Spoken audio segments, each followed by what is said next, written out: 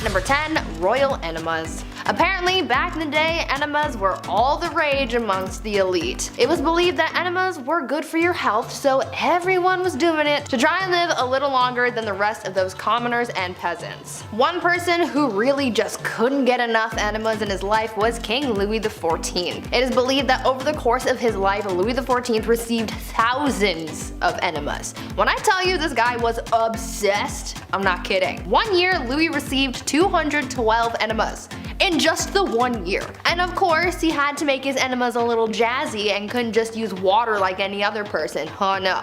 My guy was using things like almond milk. His enemas were also sometimes scented with orange or rose, and sometimes even colored just to make it a little more special. To get an idea of just how obsessed the elite were with receiving enemas, just think about the fact that a French duchess once received one during a court ball. The duchess was in the middle of having a conversation with Louis XIV, and during this conversation, one of her maids came over, snuck under her dress, and gave the duchess an enema on the spot.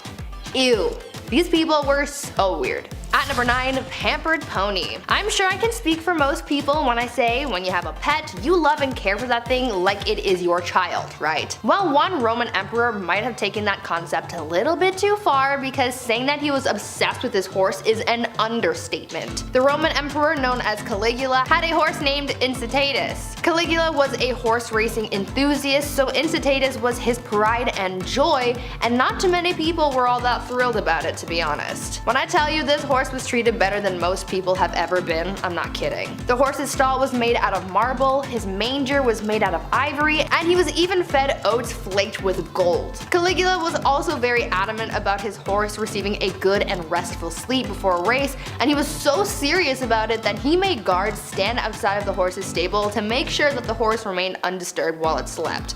This horse even had its own furniture. Like, what is he gonna do with it? He's a horse. Caligula was so fond of his horse that he even made it a priest and promised to make him consul, which was the lead position in the Roman government after the emperor, highly coveted by senators. This was the last straw for people because the emperor was putting his horse above his own people, so he was assassinated. Now, before I carry on telling you guys about the wild and crazy things that kings did back in the day, I would like to first ask you guys to consider leaving a like on this video if you're enjoying it so far, and also maybe think about subscribing as well to see more videos like this one. At number 8, Mumia medicine. It's safe to say that medicine from the past is very different from modern times. These days we have pharmaceuticals to treat illnesses, but back in the days of old there were very different and quite questionable methods of treating ailments, and one of those methods included cannibalism. In the 16th and 17th centuries, it was common practice for elites like priests, kings, and other nobles to consume remedies that included human bones, blood, and fat as medicine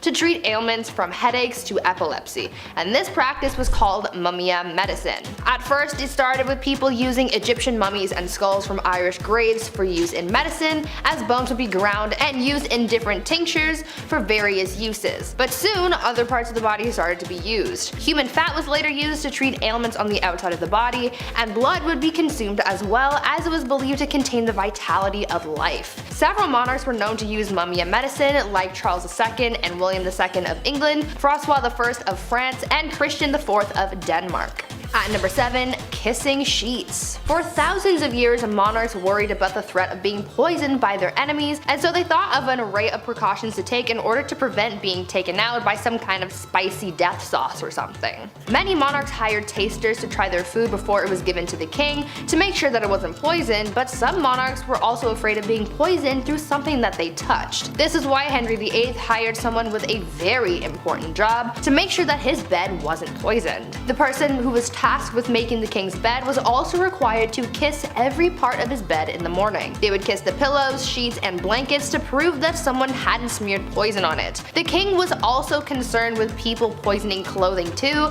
so his clothes as well as his son's clothes were also tested for poison before getting dressed. At number 6, eternal youth. I know that there are a lot of people out there who want to live forever. I am one of those people. I am afraid of dying, but I also want to see what humanity will look like many years from now until the sun consumes the earth. Unfortunately, that's kind of impossible, at least for now, until we come up with some kind of way to make people live longer. But this idea of prolonging your life has been around for thousands of years, and one Chinese emperor was super obsessed with the idea and really tried his best to live for at least another 10,000 years. Emperor Ying Zhang was obsessed with finding a magic elixir that would make him live longer, and he demanded that his subjects find this immortality elixir for him. Now, even though he brought a lot of prosperity to people during his rule, he never let go of his demand for immortality, and it put a lot of pressure on his underlings to find him something to help him live forever, but obviously that didn't happen. He was so concerned with his lifespan that he even brought magicians into his court. His obsession alienated him from his people, and after all of that effort trying to live longer,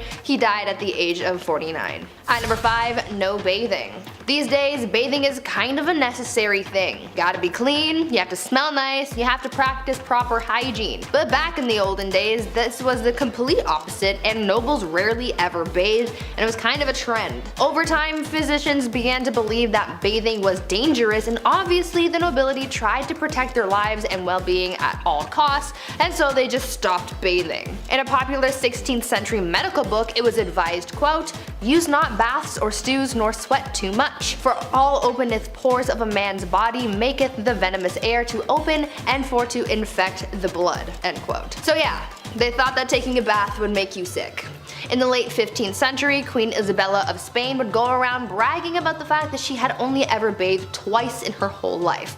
Weird flex, but okay. King James IV apparently never bathed, and his hygiene was so bad that he passed on lice to other people who went into a room that was frequented by the king. He also never washed his hands before eating and would just rub his fingers with the wet end of a napkin. These people were gross. At number 4, Prankster King. You know that you're a spoiled king when you can pull pranks on people constantly and never have anyone try and stop you or fight back. This was basically the life of King Christian VII of Denmark, who was known for being pretty childish and playing pranks on people his whole life. He was a troublemaker through and through. He was known to play pranks on his grandmother by putting pins in her throne, and he would throw things at her, and he even ran through the streets with his friend and his mistress, destroying shops and patronizing brothels. He even made his own torture rack, had himself tied to it, and flogged. Why? I have an idea, but I don't want to think about that one too hard. One of the other weird things that he was known to do was leapfrog over dignitaries when they would bow to him. This guy was really quite immature. At number 3, saints in bed. I understand the desire to feel protected by whatever gods or saints you might believe in. That's one of the whole points of religion. However, I think some people can take that idea a little bit too far, and by some people I mean the Spanish royal family. These guys took religion very seriously, and they believed that following religion heavily would allow God to heal them when they were sick. So, when a member of the royal family was ill, doctors would remove body parts or even entire corpses of saints from churches and monasteries and would put them in bed with the person who was ill. Yeah, they slept with the corpses of dead saints to be healed of their sickness. Could you imagine if that was still how medicine was practiced today? At number 2, Rat Court Marshal. There has been a record of many kings throughout history who were complete children through and through. Even though many of them grew into adulthood, they still acted immature, and one of the greatest examples of that was Peter III of Russia. He was not a good ruler or a good husband to his wife, who would later become Catherine the Great. Peter spent every night in bed with her playing toy soldiers because he was obsessed with his little dolls. He was so obsessed, in fact, that when a rat chewed the head off one of his toy soldiers, he was so upset that he held a proper military court-martial for the rat. He proclaimed the rat guilty of treason and had it hung in a tiny gallows that he had built for the occasion. It was weird, but in the end that bizarre event helped Catherine overthrow her husband, so I guess it kind of worked out for someone. And finally, at number 1, Groom of the Stool. Guys, I found the worst job in history. You think working at the 1-star Domino's Pizza in your neighborhood is bad? Wait until you find out about the Groom of the Stool. The Groom of the Stool was a job created during the reign of Henry VIII, where the role was to monitor and assist the king in his bowel movements. They would carry around a commode at all times, and they were also tasked with monitoring the king's diet and meal times, and would organize the king's days around his break times. They were also tasked with undressing the king for him to do his business, and it's also been suggested that they would have had to, quote, cleanse the royal posterior as well. Sounds like a pretty crappy job to me, but I'm not funny. I'll leave. At number 10, the king of hobbies. Everyone has their interests, right? Like, for example, I like video games, and I like watching people scream at their teammates for not helping everyone else out. I'm looking at you, Blake. For kings back in the day, they didn't have people on Rocket League to scream at, so they had to find other interests. For Tsar Peter the Great, he had a lot of interests, and they were all very bizarre. Firstly, he had an obsession with short people, especially dwarves. To him, they were like his real-life dolls or something, and he would hold weddings for them, and even hold lavish funerals, complete with small horses pulling a small coffin on a carriage, and even a very short priest to hold the ceremony. But other than this obsession with short people, he also dabbled a bit in medicine. He liked watching surgeries be performed like he was trying to be on Grey's Anatomy or something, but when watching the surgeries just wasn't enough for him, he would sometimes perform them himself. Now remember, he's not a doctor, so it's no surprise to learn that these surgeries rarely ever went well and people died. I certainly wouldn't trust him to give me any kind of surgery, but he was a king so he could do whatever he wanted. Peter the Great also loved dentistry. It is said that if you wanted to get all buddy-buddy with the king, all you had to do was let him pull your tooth. Sounds like the guy was one heartbreak away from starting his own medical drama, but in the worst way. Number 9, banning coffee. This is the worst of the worst, people. Murad IV, Sultan of the Ottoman Empire. The guy banned coffee like an absolute monster. No more triples for you. He was born in 1612, and for the most part, his mother was ruling through him because he was so young. That's often the case with most of these young rulers. They just get, hey, you're 7, now you rule a kingdom, enjoy. It's tough, they're not gonna know what's going on. But when he got a little bit older, he put forth these laws, punishable by death, might I add, in order to get things back on track. That was the key. He banned coffee, tobacco, and alcohol. He would actually disguise himself as a civilian during the nighttime and would wander around aimlessly in hopes that he would find one of these dark roast renegades. If you were caught outside having a quick smoke break, you weren't arrested, you didn't get fined, but rather, Murad IV himself would take your head off right there in the streets. No trial, no jury, just straight to execution. All because you're drinking a Bud Light Lime. At number 8, why you mad? Now this could be a bit of a controversial opinion, but if your name includes the words the mad, I would assume that you're not doing too great, right? I mean, you have to earn that title, and if it's a title that harsh, that simply begs the question, what in the HE double hockey sticks did you do to get that name? Well, for Charles the Mad, he did a lot. Charles became king when he was only 11 years old, so that certainly didn't help his development, and knowing this kind of helps explain a lot of his actions. He was known for getting really angry and throwing fits of rage, and was known to give people the gift of the big sleep, if you know what I mean. Charles didn't always kill people though, only sometimes. Other times he liked to switch things up. Sometimes he would run around his palace pretending to be a wolf. Other times he would go through phases where he just really didn't want to keep up with his personal hygiene, and he would get so gross that he literally had to be cut out of his own clothes. Now I don't know how long you have to go without bathing to get to that point, but really I don't think I want to know the answer to that question. Charles also thought that he was made of glass, and so he would go through phases where he would sit completely still so that he didn't break. Kind of like Drax from Guardians of the Galaxy, but not as, extraterrestrial.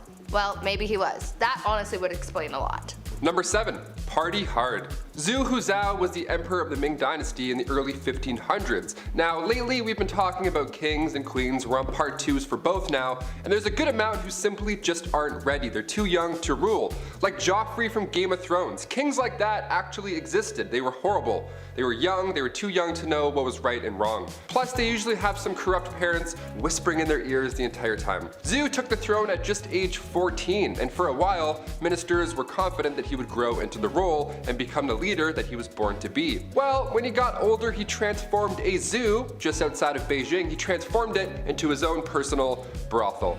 Yum. I mean, on one hand, I'm glad the animals are free, but like a zoo?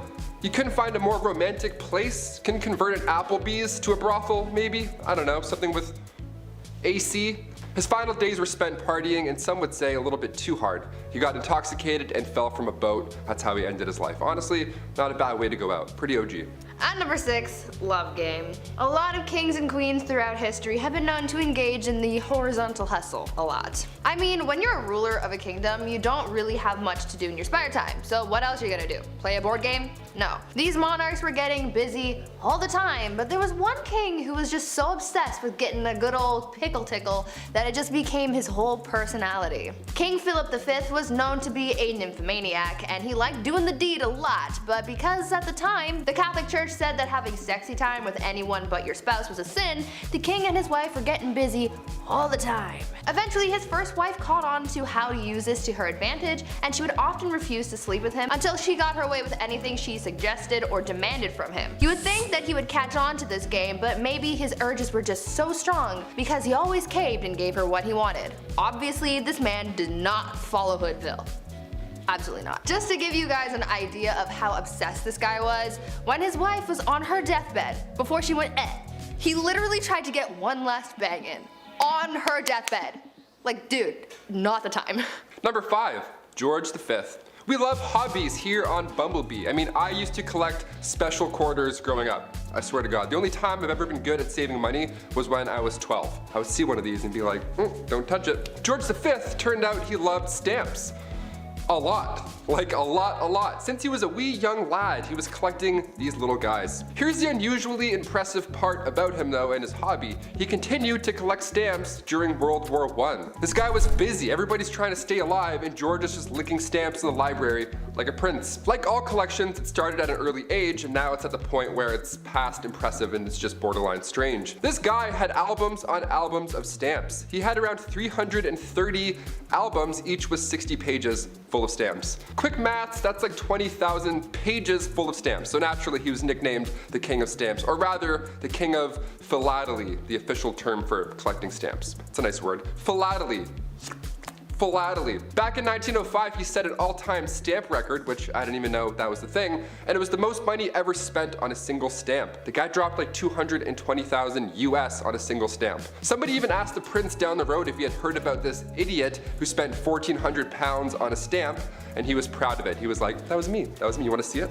The next King George is a little different, to say the least. At number 4, Womanizer. I'm going to preface this by saying that George IV of England was voted as England's worst king by historians, so that should already tell you a lot about this guy. Georgie here was yet another one of those monarchs who was a little too invested in his intimate conquests, you know? Now we do know that the encounters that he was on were all consensual, so that's a plus. However, he was still creepy about it. Yeah. This man tried everything to get a woman to sleep with him. He would throw a tantrum if she said no, or threaten to end his life if he didn't get to do the 8-legged nature dance, you know? Somehow, this had a pretty good success rate, even though he was not a catch at all. It feels like this was one of those situations where you kind of just give in to make him stop talking, you know? Anyways, this guy was super creepy because on top of the lengths that he would go to just to get some time in the sack, he also kept trophies of his conquests. He would ask each of the people he slept with for a lock of their hair, and he kept them all. Back then, it was kind of common for lovers to keep locks of each other's hair, but George's collection was alarming because of just how many locks of hair there were. After the king died, his brothers found 7,000 envelopes, each with a lock of hair that was, quote, enough to stuff a sofa, end quote. Fun fact, if you want to see this insane collection, it is in a museum in Scotland, so check that out if you want, I guess. Number 3, Kleptomania Part 2. On our spoiled queens list, Brie mentioned Queen Mary and how she just couldn't stop stealing, which is hilarious to me, just this old lady stealing your shit. Well, the last king of Egypt also had sticky fingers. He was even better at it too. Check this out. Farouk I was the youngest son of Egypt's first king, Fuad I. Now born in 1920 in Alexandria, and in his early days at school, he couldn't concentrate. The king sent him to England even after to hopefully find a better way of teaching, something that works for him, but still it was to no avail. Once the king passed away in 1936, Farouk then got the throne, but also so much property and so much money. He had hundreds of fancy cars, 75,000 acres of land. This guy had it all. Literally, he had anything he could think of, but still he felt like he needed to take more, to steal. At 17 years old, he would slam 12 eggs for breakfast and then wash it down with 30 bottles of beer. Nutritious and delicious. Horrible. On top of the fact that he loved to steal, he was the biggest hoarder. So he had thousands of shirts, randomly. He also had 50 diamond-studded walking sticks for some reason, and like a prince such as myself, he too collected coins. I mean, his collection was much nicer, but still, great minds think alike. Spoiled minds think alike, rather. Oh shit, this is eye-opening. One of the most bizarre facts about Farouk was he pickpocketed Winston Churchill once. He took the guy's watch. After everything I just said, he still decided to steal his watch. What a gem. We love him. Yeah. At number 2, the King of Pettiness. Let's talk about a ruler that the Indian state of Alwar has described as controversial. If his own people are calling him controversial, then you know something's up, and boy, you better strap in because you're in for a wild ride with this one. Maharaja Jai Singh was pretty eccentric in a pretty dark way. He was known to have a temper and act on impulse, and he did some very questionable and downright scary things. He was known to be very competitive and hated to lose. One time, while playing polo, he and his team lost, and so in retaliation, he blamed the horse he was using and made the horse get extra crispy. He fired his horse. I'm sure you know where I'm going with that. If not, use your noodle, I don't know. Unfortunately, the cruelty towards living things didn't stop at animals, and he was also known to kidnap women from the streets and go all criminal minds on them. On a slightly lighter note, though, the Maharaja was also known to be very petty. Once he went into a Rolls-Royce dealership, and the person working there thought that he was broke and ignored him. Thinking that this was insanely rude, he bought 7 Rolls-Royces, sent them back to India, and used them to pick up garbage. This guy was really just doing the absolute most. And coming in at our number 1 spot, King Ludwig II. Home renovation shows rock my world. I can watch Love It or List It for months at a time. It's the dream, building your own home one day, and if you're a king, well, it's pretty easy to get that done. In our Spoiled Queens Part 2, I mentioned a princess that had a house made of ice, literal ice. Well, King Ludwig II had numerous castles built to resemble fairy tales.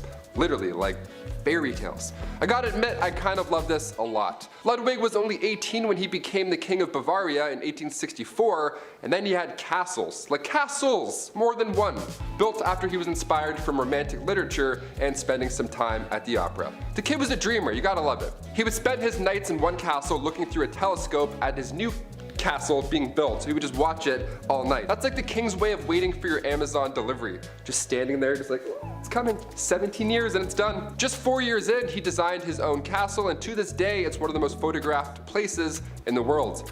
Neuschwanstein Castle. Go check it out. It's literally a paradise. At number 10, some background. The Mughal Dynasty in India was founded by Babur, a descendant of the one, the only, Genghis Khan and Tamerlane. After he defeated a sultan of Delhi named Ibrahim Lodi in 1526, Babur was the first step in the Mughal dynasty that would last for over 3 centuries. To say that the empire was immense is an understatement. The empire ruled over 103 million people, probably even more. The Mughals were rooted in Muslim beliefs and were noted for their well-organized government and cultural sophistication. Many of the rulers tried to integrate the Hindus and Muslims under one state, but as we will find out from this list, it was not an easy thing to do, which ended up causing a lot of strife. Many rulers of the empire flip-flopped back and forth between being merciful and tyrannical towards the Hindus, adding to centuries of oppression. At number 9, blinded. Humayun was set to inherit the throne from his father, much to the jealousy of his brothers. He was 23 when he ascended the throne in 1530 after the death of his father. His brothers reigned over different fiefs, but none of them were satisfied unless they had the crown. He also wasn't the best ruler. Humayun was sent into exile for 15 years after he was overthrown by one of his father's generals, Sher Shah. Humayun fled and eventually ended up in Persia, where he built back up an army through his partnership with the Shah. Slowly, he took back his land, facing his own brothers who were constantly scheming against him. But Babur, his father, made him promise that he would never lay a hand on his brothers. But his brother Kamran continued to threaten him, and one instance while defending a fort turned on the innocents trapped inside and took their lives viciously. Kamran, not a good dude. Something needed to be done. He eventually catches his scheming brothers, blinds his brother Kamran, and chains his brother Askari. A little messed up, but like, you know, not bad for war. Before I carry on with the rest of the video, make sure you guys are subscribed to the channel and maybe consider leaving a like on this video if you're enjoying it so far. At number 8, Akbar. Humayun continued to deal with the competition of his brothers until finally his reign came to an end, but not in the way that you would expect. He was carrying a bunch of books up some stairs and he accidentally fell, leading to a lethal head injury. His 13-year-old son Akbar had to inherit the throne. Akbar would later become known as the Great, but that doesn't mean that he didn't do some questionable things. Where his father failed to conquer, Akbar swept through. But just like his father, he encountered jealousy and dangerous ambition in the dark corners of his reign. In Delhi, an attempt to assassinate him was made, the bowman nearly missing him. Who was behind it? The slave of a nobleman who recently tried to start a rebellion. But the plot thickens. Akbar's foster brother's mother had further designs to establish power for herself through her son, Adam Khan. Khan actually ended up taking the life of Akbar's foster father, which led to Akbar throwing him down the stairs and therefore killing him. The mother died 40 days later due to grief. Grief over her son or the loss of power? Who knows? At number 7, Jahangir. So this guy was super impatient to become the ruler and was getting tired of Daddy Akbar taking his time. So he revolted. Damn, this court honestly was just rife with rebellion. They never got tired of it. In 1599, while his father was otherwise engaged and away from the palace, Prince Salim led a revolt. During the revolt, he even skinned a man alive. Akbar was pissed about this and wrote to his son and said, quote, "I have never skinned a bird alive in my life and you have treated a human being in this manner." Jahangir then went on to conspire against a close advisor of his father named Abul Fazl, whom Jahangir killed in a small battle. Despite Akbar being devastated at his son's behavior, he was the only male heir left to inherit, so on Akbar's deathbed he forgave his son and implored the nobles to recognize him as a leader. At number 6, sewed to an ox. Now Jahangir was emperor, but the trouble didn't stop there. I saw some sources recognize him as a somewhat benevolent figure, while others said that he was the exact opposite. He was pretty brutal, and his first task was crushing a rebellion against that which his own son began. Apple, not far from the tree. He was traveling to Lahore when he came across two nobles who were sympathetic to his son's cause, so he decided to punish them in a very peculiar and violent way. He ordered that one be sewed to the skin of an ass and the other to an ox. Now that is messed up. When he got to Lahore to face the rebels, he crushed them and blinded his own son as punishment. A ruler couldn't have any impediment, so therefore his son could no longer pursue the role. Then he hung his son's followers outside of Taxali Gate. Yeah, so even within the confines of war, this guy had some pretty messed up ideas. At number 5, the horse and his boy. On the less violent end of the spectrum, Jahangir was actually a big fan of the arts, science, and worldly things. Unlike his father, who couldn't read and write, an interesting skill for a ruler not to have, Jahangir was all about it. He really wasn't interested in military, which was a task he left to his son.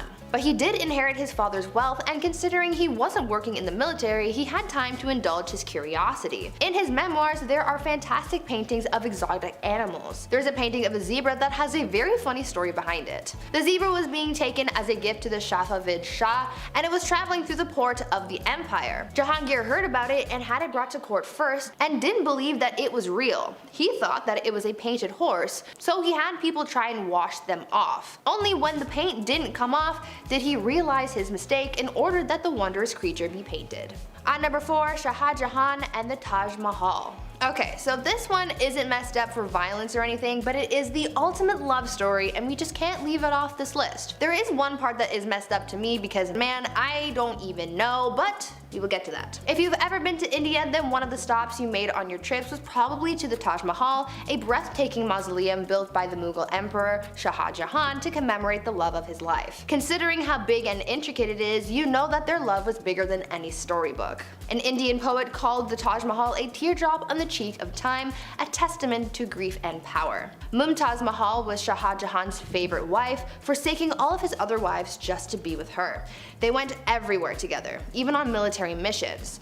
This is where, from my perspective, where things get crazy. This woman delivered 14 children for her husband. 14. Sadly, whilst giving birth to the last, she passed away, inspiring her king to build this massive structure. Both Shah Jahan and his love are buried beneath it. At number 3, brothers at odds. Shah Jahan's rule was considered the golden rule of the Mughal Empire, so how do you top that? Aurangzeb did not even bother trying, and he kinda sucked.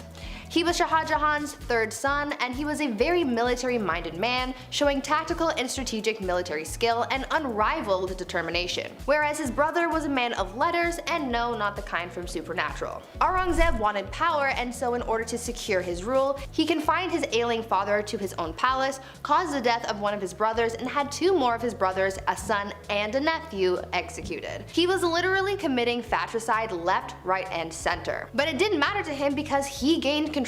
His desire to prematurely end the lives of those who stood in his way was described as, quote, a wolf thirsting for the blood of his brothers, end quote. You would think that this motivation to gain power and rule on his own terms would mean that he had big plans for the empire, which in a way is true, but those plans and changes led to a lot of oppression, but we will get to that in a bit. At number 2, staked. Before we get into the oppression that Aurangzeb caused to his empire, let's talk about Emperor Farouk Siyar. Farouk Siyar was emperor of the Mughal Empire from 1713 to 1719. He was described as an incapable ruler who gave his power to all of his advisors. His rule caused many conspiracies and plots to arise within the court. He caused a lot of people a lot of pain for his plight for power. With the help of his allies, he gave many of his enemies the gift of the big sleep, but by far the most ruthless thing he did was kill Jahandar Shah and Zulfikar Khan Nusrat Zong. What made their deaths so brutal was the fact that when they went the emperor hung their heads on poles, and just to add insult to injury, he made their parents walk at their funeral. Luckily for the people of the Mughal Empire, Farouk Siyar was killed by unknown assailants at the instructions of his close relatives, putting an end to his awful reign.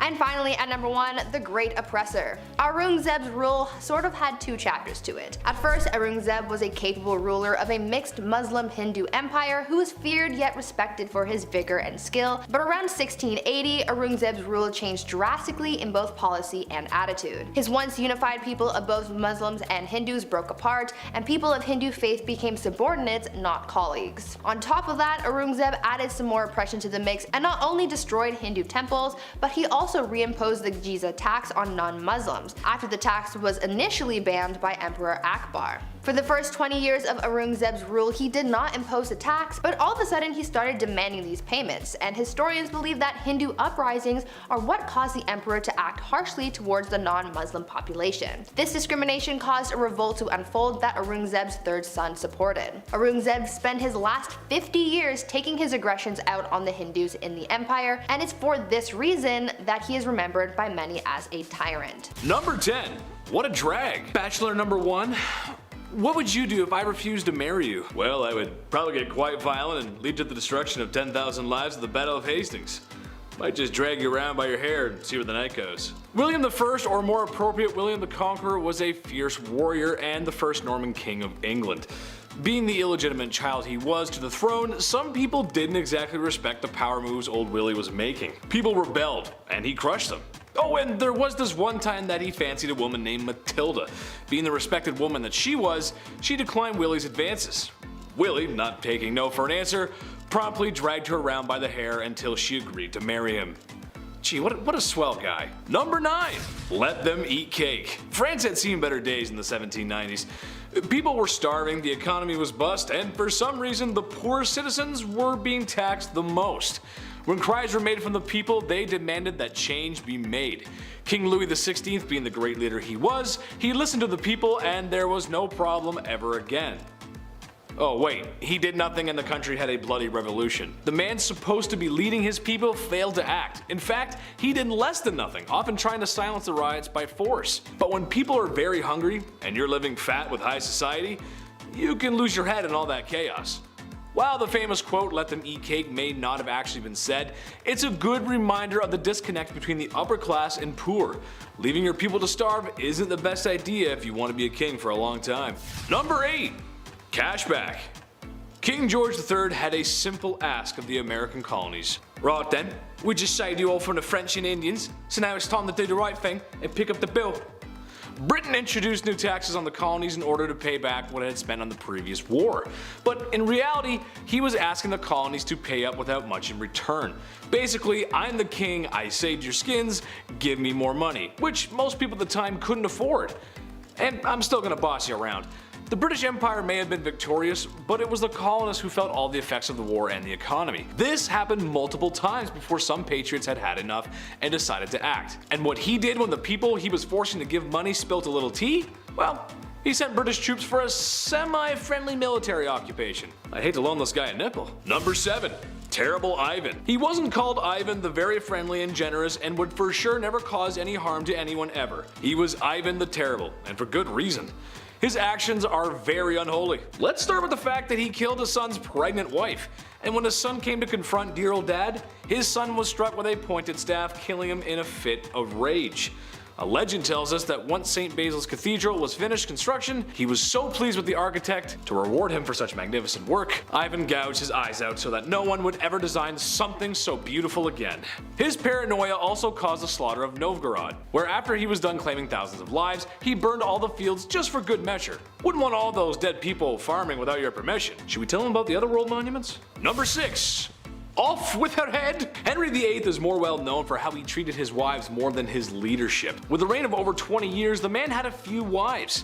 2 of his wives were executed for ridiculous reasons, another was divorced. Turns out, actually, the church wouldn't grant that divorce he was looking for. So Henry went and did the next best thing. He broke away from the Catholic Church and dissolved the monasteries, taking their wealth and redistributing it as he saw fit. Nothing is unholier than trying to get away from the church. Historians believe that his divorce actually led to the English Reformation. Number 5. Nothing left. Alexander the Great was an excellent warrior for his time. Having conquered so much at a young age is really quite impressive. His empire stretched from Greece all the way to India. For a history class or a good book, this is fine, but in reality, he was a conqueror. The places he was marching into weren't exactly happy to have spear-wielding visitors. He laid siege on multiple cities, executed those who defied him, and sold people into YouTube's least favorite S-word. Just about checks off everything a guy needs to be considered a tyrant. History remembers his conquest, but I for sure will not forget how brutal conquerors can really be. Number 4. Chop chop. While Maximilien Robespierre was not a king in the monarch sense, he did hold a lot of political power in France when the political climate was quite messy. Plus, France was at war. But even messier than that is the way he dealt with citizens who were deemed anti-revolution, by sending them to the guillotine. Within a 1-year period, he sent 17,000 people to their dooms via the National Razor, or as it became to be known. He even began practicing deism, something he called the cult of the Supreme Being. And if you know your history, you know that you can't get away with that forever. And with some sweet poetic justice, Robespierre was sentenced to the guillotine. Number 3. All my friends are dead. Usually when people expire, the human thing to do is bury said lifeless human. It's just what we do.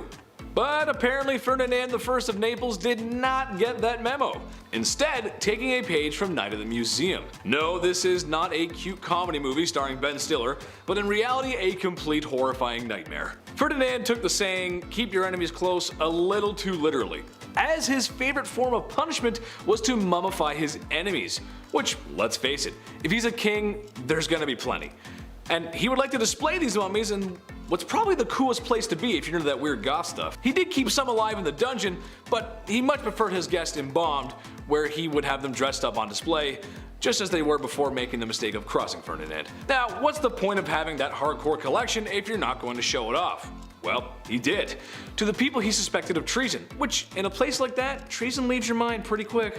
Number 2. Average height for the time. Napoleon Bonaparte was one of the greatest military strategists of his time, maybe of all time. With full support of the French army, Napoleon found himself earning gallant victories one after another, all being accomplished at a very young age. However, after years of great success in multiple wars and kicking a lot of imperial butt, it started to go to his head. Shortly after the coup that overthrew Robespierre, Napoleon had gained enough support to claim himself as the Emperor of France. With said power, dissolved the freedom of press, reduced the rights of women, and oh yeah, he was at war with most of Europe for years to come. While his military victories cannot be understated, his rise as a tyrannical dictator makes him very unholy. Number 1. Dracula. There's been a lot of unholy things said here today, but old Vladdy takes the cake. What he lacked in land and power, he made up for in his brutality. As the legends go, Vlad was creative in his punishments, and was well noted for his human art pieces. And by art, I mean impaling his enemy on pikes, sometimes through their rear ends, and leaving them as warnings for anyone who dared cross him. Similar to the time visiting envoys wouldn't remove their hats as it is to do in tradition, so Vlad had their hats nailed to their skulls, so that they may never remove them. There are a few other stories that are just too hot for YouTube, but I think he's a textbook example of unholy. He may also be the inspiration for Dracula. Imagine being that much of a monster one is created in your likeness. I mean, just looking at the painting of this guy, it creeps me out, man. Whoa! Number 10. No one's ever really gone. You may have heard that said when losing a family member, a pet, or in the worst Star Wars movies ever made. Sorry, not sorry Disney, those are terrible. But perhaps there is someone who is never really gone. Kangaskhan. Yes, that's right. The ruthless Mongol warrior who conquered so much in his time that we're still talking about it today. So why is this big bad warrior still with us today? Well, that's because of DNA. Yeah, in his time there was lots of activities going on, besides the usual pillaging the village and unaliving those who oppose you. There were a lot of happy endings, let's say, and by that I mean forced non-YouTube friendly conduct bedroom happy endings. So much so that when a study was conducted back in 2003, 8% of men in Asia were thought to be descendants of the mighty man himself. 0.5% worldwide. That doesn't sound like a lot, but we're talking about millions of people here. Next time you go out, you may be brushing shoulders with the warrior's kin. Prepare for battle. Number 9. Henry again? Boy, it's really hard not to talk about this guy. But dude was kinda down bad for it. He's just most well known for his mistreatment of his wives, and by mistreatment, I don't mean getting into a fight over whether or not the toilet seat should be up or down and then having a very toxic argument in front of family members. No, because when Henry was upset with marriage, he wanted divorce, which honestly was kind of taboo for the time. Oh yeah, and he also beheaded 2 of his wives because that's how it goes. I know every couple has their issues to work out, but for most dads out there, having sun-drenched beer-fueled weekends, they never go beheading after that. Although, Dad's been staring at the lawnmower for a while and there's a lot of blades on that. Dad? While it is true King Henry VIII did behead 2 wives, he didn't do it to all of them. And at some points we're honestly quite pleased with his holy sanctity of marriage. Anyone who's ever been married can tell you how peaceful and sacred that bond really is. Number 8. The People's Princess. Okay, I know Prince Charles isn't exactly a king, but he is royalty, and the man kinda did Diana dirty. That's a quick and half put together allusion to a Michael Jackson song for the English majors and the audience. Being royalty isn't easy.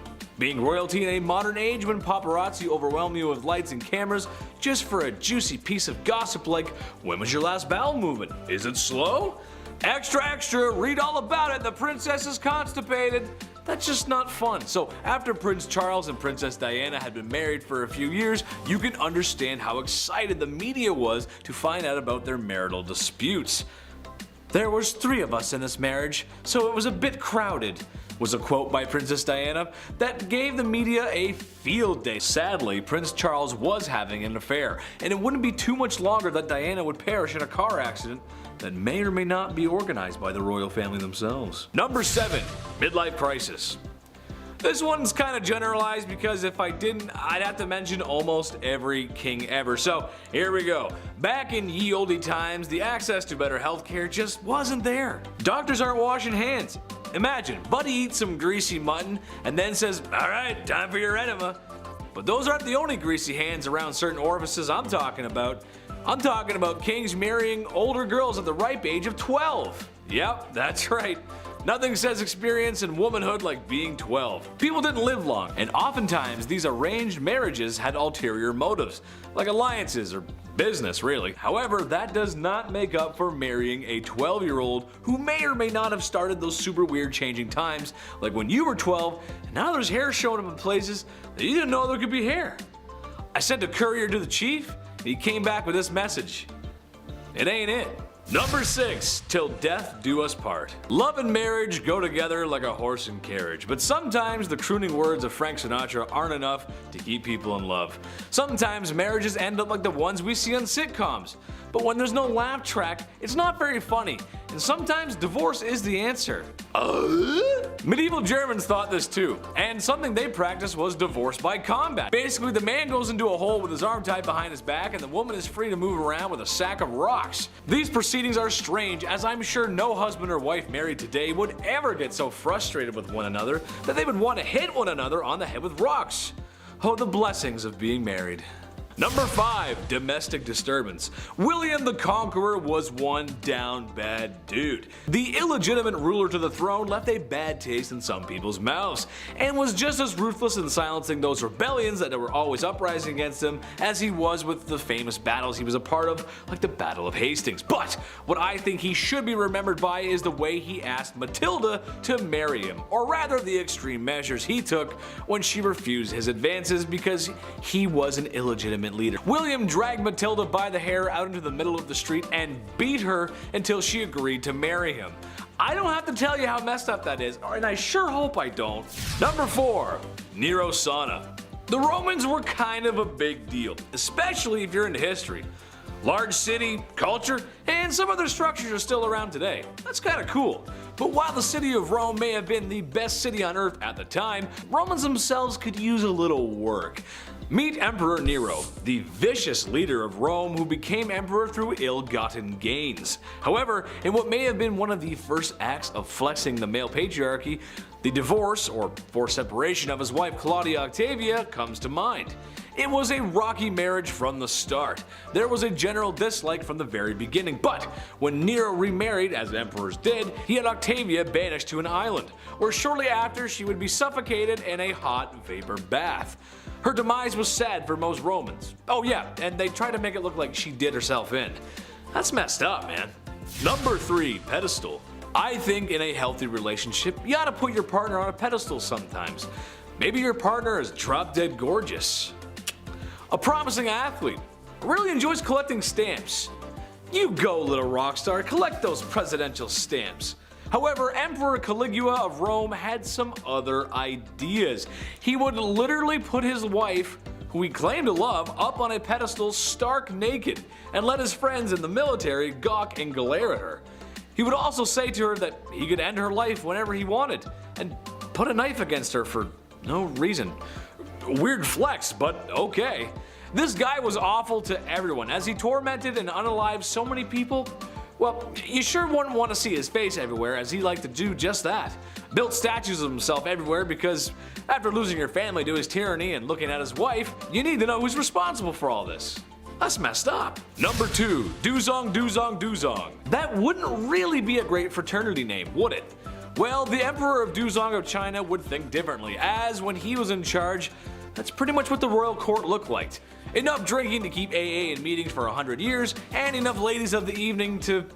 Well, I don't have a joke for this one, but there were a lot of them, trust me. Having massive parties like that and enjoying the company of other women is not how you respect your wife. To make matters worse, it seemed that too much partying may have been a bad thing. Who would have thought? As what he made up for in a fun weekend, he lacked in governing, as the Mongols were at his front door, or gate rather. Eventually, his empire would burn to the ground.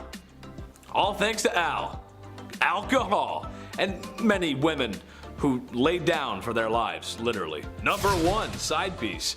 Look, I enjoy the company of a woman just as much as the next king sits on his throne. But in my opinion, once you find a wife, it's time to settle down, relax. No more crazy parties like Dozong. This is another generalization, but every king did this. Every king in the past has had mistresses, as if that is a totally okay thing to do to your wife and oftentimes the queen of your kingdom. I'm a reasonable guy, so maybe I can see having your side piece waiting in the wings to be stage center, but It's never one, is it? It's always multiple. Ladies of the past, all I can say is make sure you give birth to a boy and watch your back. They're coming for you. Number 10. What's yours is mine. Maintaining a dynasty and trying to rule over a people is hard. Many people have done it in the past, but if you notice, there isn't that many kingdoms left. So, it's no surprise that in Egypt, one of the largest and most successful civilizations of the ancient world and of all time, had some political strife. Berenice III had lost her husband Ptolemy, and she was doing her best to maintain power. In some serious Alabama energy, Ptolemy XI was made king, a stepson and half-brother. The man wanted it all to himself, and can you blame him? I mean, look at the pyramids. Nice, I'd want him too. He promptly unalived his new queen because power moves.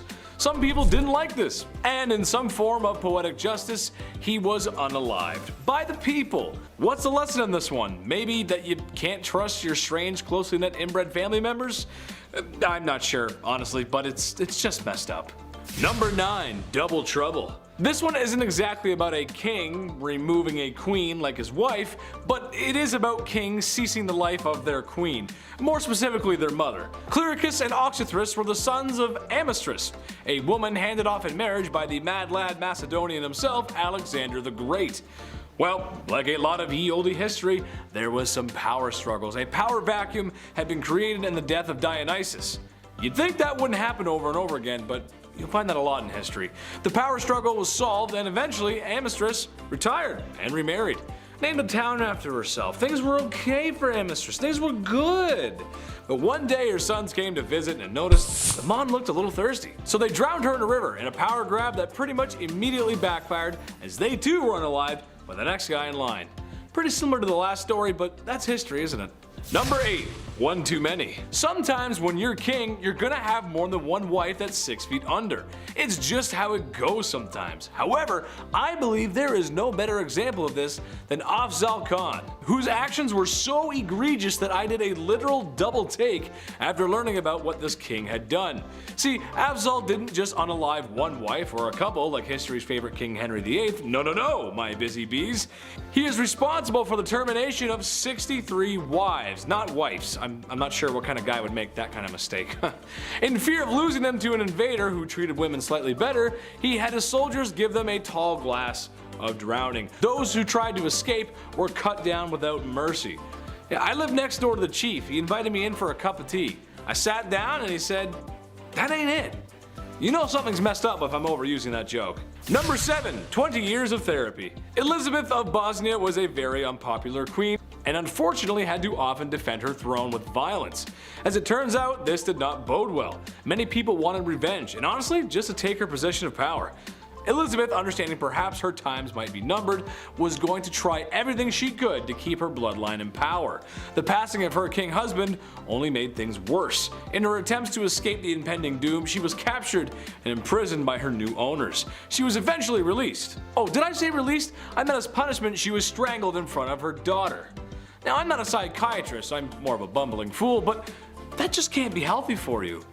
Emotional damage. Number 6. Bad divorce. Pedro of Castile was doing as the European monarchs do.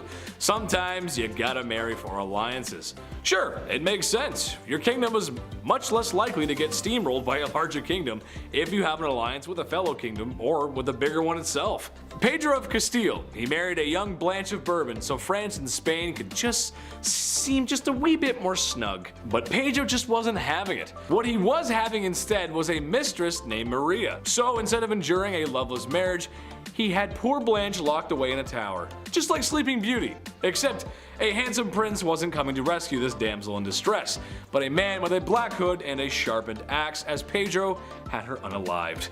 I was gonna make a joke about Rapunzel and let down some hair so she could make an escape, but I mean, that's just awful, really. I mean, imagine being locked up in a tower for a long time. Sure, I love the indoors, but you gotta let me out at some point, Chief. Do you think I can get a food delivery app up in that tower? Maybe. Number 5. Women's rights. Listen, it would be difficult to talk about this list without bringing it up. And ladies, all I want you to know is that you're gorgeous and I love you. But queens of the past, although they might be royalty, were severely lacking in rights.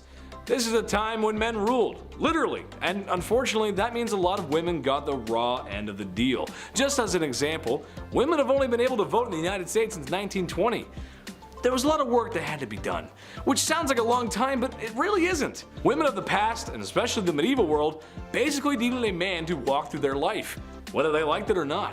Can't own property, business, can't sign contracts, basically everything they need to do has to go through their husbands first. Sure, royals had it easier, but I'd argue if someone could just unalive you or lock you away in a tower without consequence, do you really have rights at all to begin with? I don't know, I don't think so, that's not right.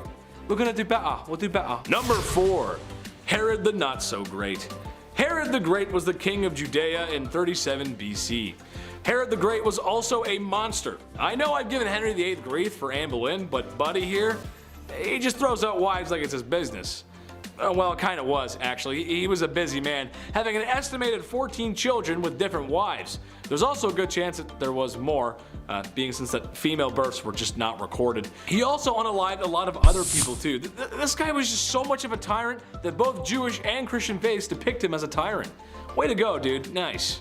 Number 3, the mayor's alibi. Alright, here's a modern one for you. Yes, I know the mayor is not a king, I understand that. But they still hold a decent amount of power, and this happened in the 90s, which I hate to bring up because that was a really long time ago. Yeah, I know, right? I know, I remember that too. Mayor Barry Waite and his wife were just as comfy as peas and carrots when one day his wife was mysteriously unalived. Barry was not a suspect at first, but slowly as time went on, his alibi began to unravel, and he seemed less and less trustworthy. As multiple financial-based scandals were beginning to rear their heads, it later became understood that his wife was going to seek legal aid after learning about Barry's doings, strangling her in a fit of rage. Years later, he was convicted and sentenced to 40 years in prison, so maybe we haven't learned much from our historical past. A man in power in fear of losing it to a woman has removed her from the equation. I guess we'll never change. Number 2, one last ride. King Philip V was down bad. The CEO of Naughty Time. This man liked to get down and to be a certain kind of dirty. He could not get enough of women. He loved them, his wives and mistresses included. Reported to try and get the deed done at least 3 times a day. Now you might be saying to yourself, but Big Ched, what's so wrong with that? Everyone likes a little mooey once in a while. Hey, I hear you. A little toe curling once in a while, it's a great thing, if you catch my drift. But Philip may have enjoyed it just a little too much, as when his beloved wife was on her deathbed, he tried to squeeze in one more D appointment. Your wife is dying and all you can think about is a little afternoon delight? A bouquet of flowers and I love you would have been fine, but who am I to judge? You go ahead. Weirdo. Number 1, the Last Czar. Nicholas II of the Romanovs was the last Czar of Russia. What did he do to his wife? Well, not much, actually, and that's the issue at hand. It's his inaction that hurt her and the family the most. You see, Russia was an interesting nation in the early 1900s. As most nations were modernizing, Russia was still somewhat stuck in the past. A lack of rights for anyone, no industry, and the monarch was kind of oppressive. Well, Nicholas the Tsar was going to change it. At some point, maybe. Okay, well, he didn't. It would take a whole history class to break down what actually happened during those crucial years, but in a nutshell, there was this new fun idea called communism. And with the lack of the Tsar's support to the people, this is serious neglect we're talking about here, the people revolted. The monarchy was overthrown, and in an event that's actually quite sad, the Tsar and his whole family were unalived by the new government. His inaction got his wife done in. Way to go, Nikki. Kicking off the list at number 10, a fool. While ancient kings have all the riches one man can possibly have, it's still somehow never enough. Kings also have their own walking, talking party. Yeah, how fun is that? The earliest accounts of the fool go back to the 11th century. These fools were hired to liven up the party. Most of you may have an image of a jester in your head, just jumping around on tables, telling jokes, juggling with big pointy shoes, wearing pajamas. Yeah, that's pretty accurate. It was pretty fun. One of the best jobs to have was the title of a minstrel, or a fool. It was an honor to have, really, and the fool's payment was no joke. Roland Le Picheur was rewarded with 30 acres of land from King Henry II, as long as he showed up to court every year on Christmas Day to fart. Literally, he would show up and fart around. But these fools also held responsibility in their silly little lips. Fools needed to find the balance of humor and wit. It was harder back then than anything. Many of these jesters were given the role of advisor to the king and queen. The phrase, "don't shoot the messenger," this is where it comes from. The jester would have to tell them horrible news, but in a fun, positive way. For example, back in 1340, King Philip IV, his fleet was destroyed in naval battle, the British completely wiped them out, and it was an otherwise devastating loss, but the jester, the fool, brought this news in a light way. He said to the king, "They don't even have the guts to jump into the water like our brave French do." And then he farted and disappeared. Number 9. Access to clean water. Today in a modern world, there are things that we just can't live without. A vape pen, Starbucks, and that weird looking back massager that everyone says they bought for their backs, but it's actually for their undercarriage. Speaking of undercarriages, you don't want to drink from the water from underneath one. Dirty, muddy street water is bad for your health. The ancient kings of old knew this. It was common knowledge that drinking dirty water could lead to you spending more time squatting over a hole than spending time with your family, and nobody wants that. Life for citizens who were not royals could have it pretty rough. Ancient kings had the luxury of having clean water, or somewhat, it's still kinda not so clean, or at least more clean than the commoners. Through methods of fresh spring water, boiling, and even some early filtration methods, they had access to better water that wouldn't make their guts hurt. With that being said, a lot of times given the sussy nature of water, a lot of kings just drank alcohol, which honestly might have saved them since the alcohol could possibly kill harmful bacteria. The one time in life that boozing might save your life. Anyone got a beer? Number 8. Ladies first. These ancient kings, they could literally do whatever they wanted. And it's important to note how they would act if they didn't get what they wanted, right? Like George IV of England. He's referred to as England's worst king by historians. Great title, even worse than King Joffrey. What do you know? It's one thing to spiral into debt, that's classic king behavior. MC Hammer went broke. We get it, it happens. But George IV, he was all about the ladies, a little bit too much. All he wanted in life was just to hook up with women. That was it, his only desire in life. And if they weren't interested, George was known to throw fits. He would cry and stomp his feet, literally. You know how those brave and bold kings do? George would offer these ladies money, although they weren't for sale, so that wasn't a great plan and didn't work a lot of the time. And George would go so far to threaten his own well-being if they refused. How terrible is that guy, right?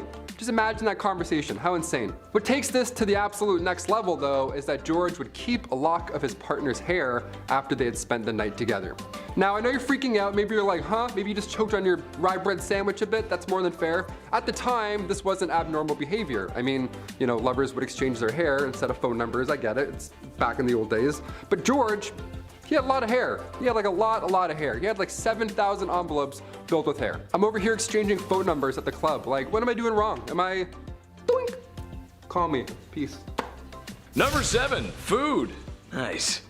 Whether you like it or not, at some point in your life you're gonna have to eat, and if you're like me, that means all the time. Steaks, ribs, beer, Burger King, pizza, pasta, ham, and chicken wings. Nice. It should be no surprise that I like beer and barbecue, and to answer your question, yes, I am the most fun guy to be around at the barbecue. Why? I just like to have fun and I like to eat good food, man. That's just it. Imagine a world, however, where there is no pizza and chicken wings. I know, it's horrible, right? Ugh. Food was always a concern of commoners in ancient times, and as much as I love meat, it wasn't always available. They just didn't live in the industrial agricultural world that we live in today. For Romans, it was a steady diet of breads and nuts, and if they were lucky, maybe some cheese or soup. But for the kings and emperors of old, well, if you feel like vomiting after all you can eat buffets, it makes you feel, you know, some first world kind of guilt, then look no further than ancient kings. Food might be the most excessive way they live, really. All kinds of meats all the time, beer, wine, fresh fruit and vegetables, which for health reasons is pretty huge, and to make them huge, maybe even some desserts. The Egyptians, for example, were known for their sweets. And now I'm hungry. We should go to a banquet together. Number 6. 6,000 knights. Being a medieval knight, obviously, it sounds cool. They have the sword, the horse, the flowing hair, all that good stuff. They're saving the damsel in distress in some sort of tower.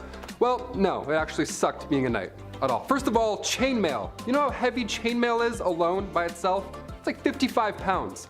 All that chainmail underneath your armor, no way. My body, this Q-tip spine would just break in half. No way. I can't even get on a horse wearing jeans and a shirt, let alone chainmail. Being a knight is something that starts when you're 7 years old as well. You gotta start as a little little tot, little royal tot. Then you'd be given to a noble to learn and be wise for 7 years, some, Yoda type scenario. And then at age 14, you become a squire. A knight's intern, not an ideal job to have when you're 14, but if you stick it out just 7 more years, then you're an official ting, ting, knight. That's it.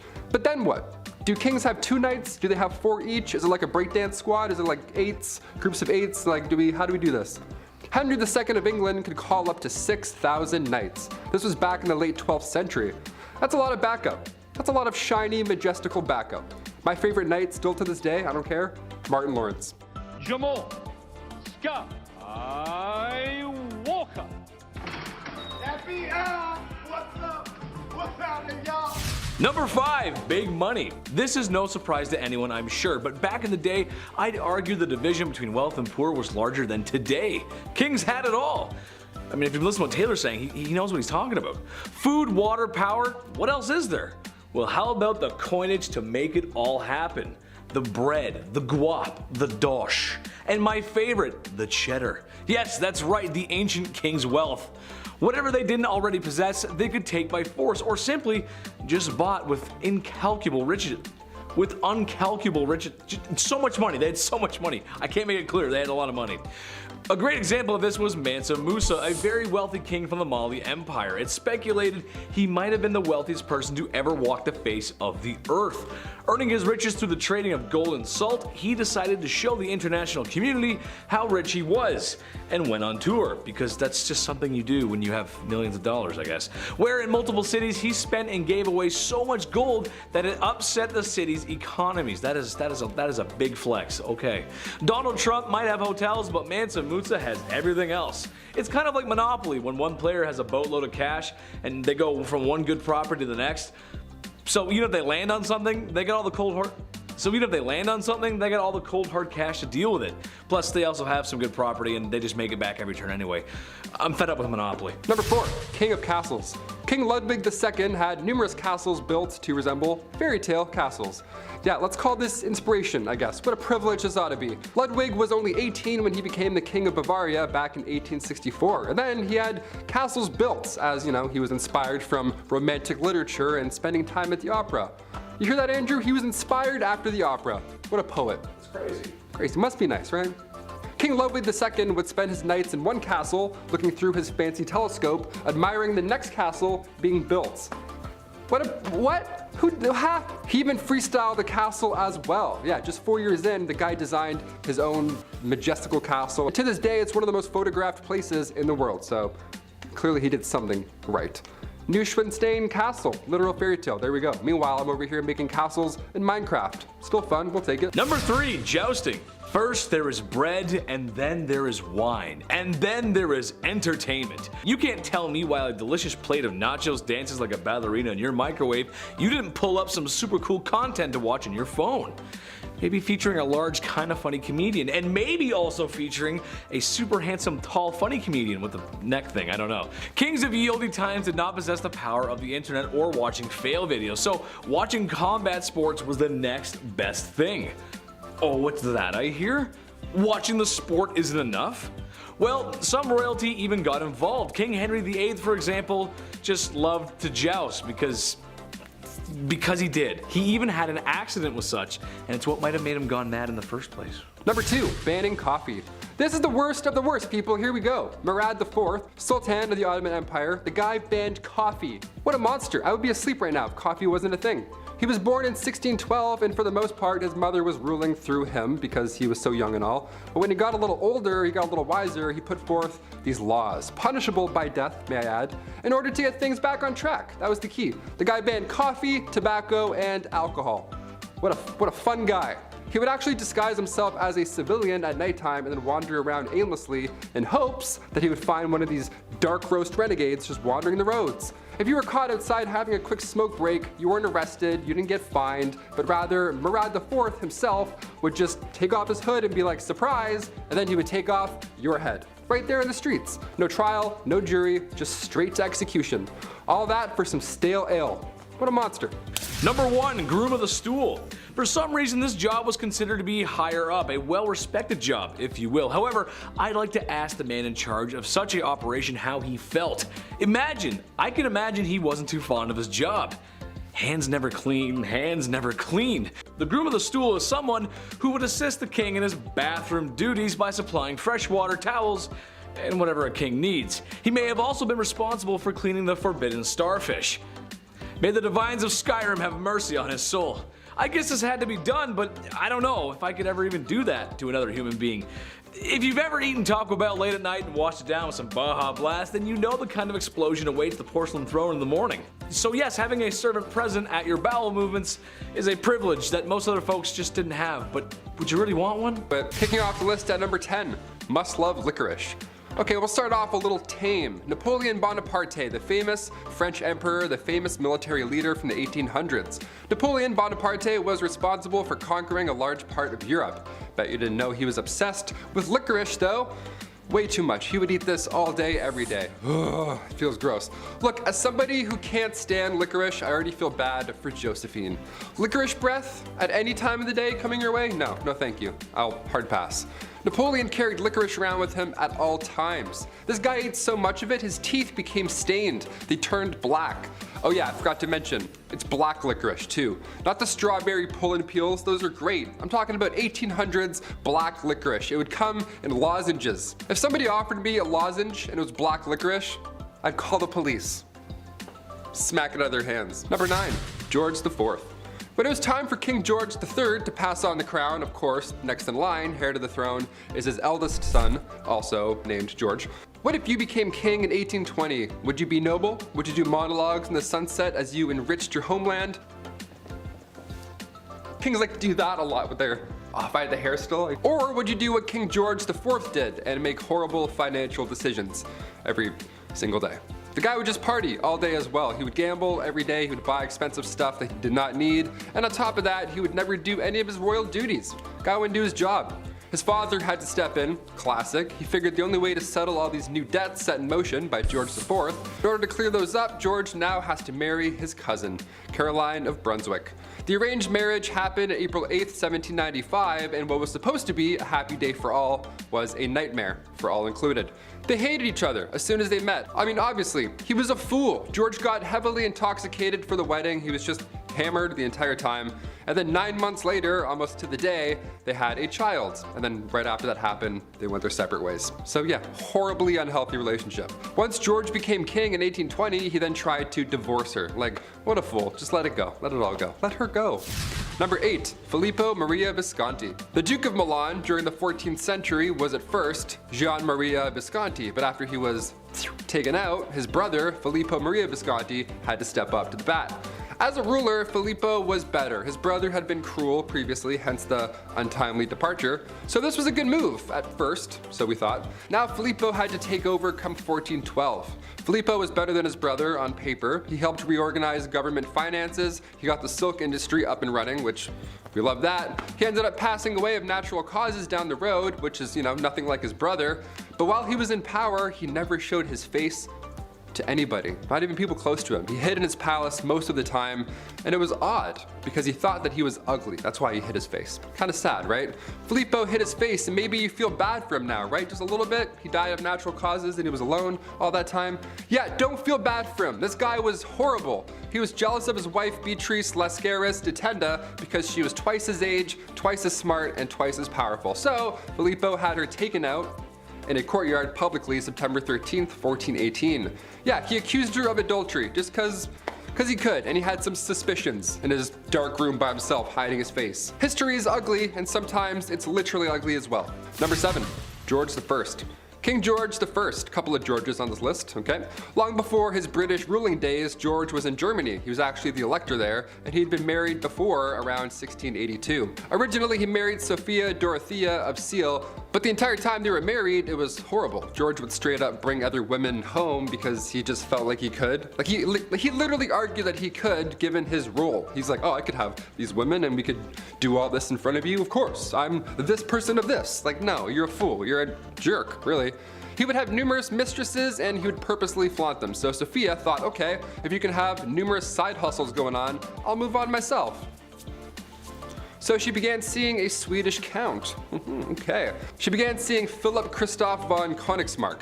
Now when George inevitably found out, he was violent at this point. He was upset, he divorced Sophia and then imprisoned her. Yeah, when he became king of Britain later on in 1714, she didn't come with him. Yeah, it's not just horrible with Sophia either. The Duke had also been taken out, sadly. His love for Sophia ended up getting him killed. What a mess. All these Georges are so messy, the worst. If your name's George, don't be a mess. Just be nice. Hit that thumbs up if you're a George. Change the game. Change the stats up. Number 6, heir to the throne. Okay, I kicked out this list roasting Napoleon and his licorice choices, but of course, he's done much worse things than have bad breath and stained teeth. Napoleon's marriage to Josephine was first fueled by love and friendship, but things quickly changed. Marie-Josephine Rosé Tacher de la Pagerie was born in 1763. She had 2 children with her first husband, but that marriage was also not a happy time. They separated, and Josephine met Napoleon in 1795. Napoleon at this point was married at the time, and they had an affair, and they were deeply in love, like actually in love, and Napoleon proposed to Josephine in 1796, and they married later that year. 2 days after their wedding, Napoleon led the French army in Italy, and while he was gone, both of them ended up having affairs. So many affairs in this. Like, does love even exist? What the hell? 1804, Napoleon crowned himself and then crowned Josephine, proclaiming her empress. A few years passed, and after finding out Josephine couldn't bear any more children, Napoleon made a list of possible and eligible princesses. Just a list, and just left it out. Like, how awful is that? In November 1809, Josephine agreed to the divorce, and come 1821, Napoleon Bonaparte's final word on his deathbed was Josephine. Yeah, a little darker than a licorice, just a tad. Number 5, King Henry VIII. The second wife of King Henry VIII. She was found guilty of treason, and she had been charged with having relationships with 5 others, including Lord Rochford, aka her brother, George Boleyn. She had also apparently had relations with Sir Henry Norris, the king's close friend, and when I say close, I mean they were really close. He was the groom of the stool. So they were close, and on top of this, Anne was also found guilty of conspiring to kill her husband. I wonder why. This list will explain a few reasons. Now, it's since been proven that these crimes were a bunch of rubbish. Anne wasn't present when these events even went down. She was still recovering from the birth of her daughter, future Elizabeth I, so there's no way she was fooling around with the groom of the stool in October 1533, Your Honor. All 5 guys involved were executed on Tower Hill, May 1536, and then 2 days later, Anne joked about her own little neck before being taken out with the sword herself. Yeah, all dark. There wasn't even a coffin for her burial. Somebody had to get an old elm chest from the Tower Armory. How horrible is that? Number 4, a bit better. Another one of King Henry VIII's wives, Anne of Cleves. Where do we even begin here? This one is, honestly, this one's pretty sad, man. Anne was right in the middle of Henry's wives. She was married to King Henry for 6 months, and it was seen as quite strategic in a way. Henry's chief minister convinced him to marry one of the sisters of Germany's Duke of Cleves, either Anne or Amelia. So in order to decide, King Henry requested that Hans Holbein travel to Cleves to paint a portrait of each sister, and then come back and compare them. This is like the birth of Tinder. I'm not even joking, this is how he did it. This man compared portraits and then chose Anne because every man praiseth her beauty. Yeah, compared her to the silver moon. Yeah, try that on a dating site, write that in. I praiseth thou beauty, madam, to a silver dollar. A silver sea sand dollar shining in the moon. What? I don't know, just click it. Click send and see what happens. Then a treaty was signed. A few weeks later, Anne arrived to England, and Henry was beyond upset because she looked nothing like the portrait, apparently. How horrible is that? You look nothing like this Victorian painting. How dare you? It's 6 a.m. and you've been riding a horse for 4 weeks and you don't look like this Victorian painting? Shame. He tried to stop the wedding, but it was too late at that point, so they had to follow through. And on January 6, 1540, their marriage was official. You can't unswipe this marriage, rich boy.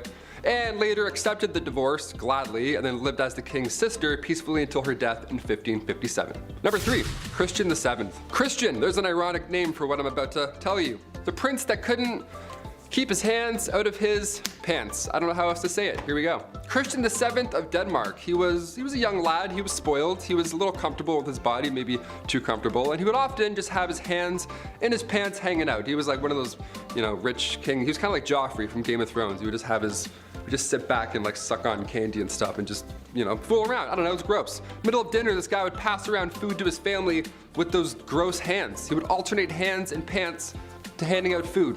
What a little twerp. Now it's unknown, but historians believe maybe, just maybe, he was a tad mad. Who's to tell? Either way, don't touch the rye bread, Christian. Thanks. Go wash your hands. Twice.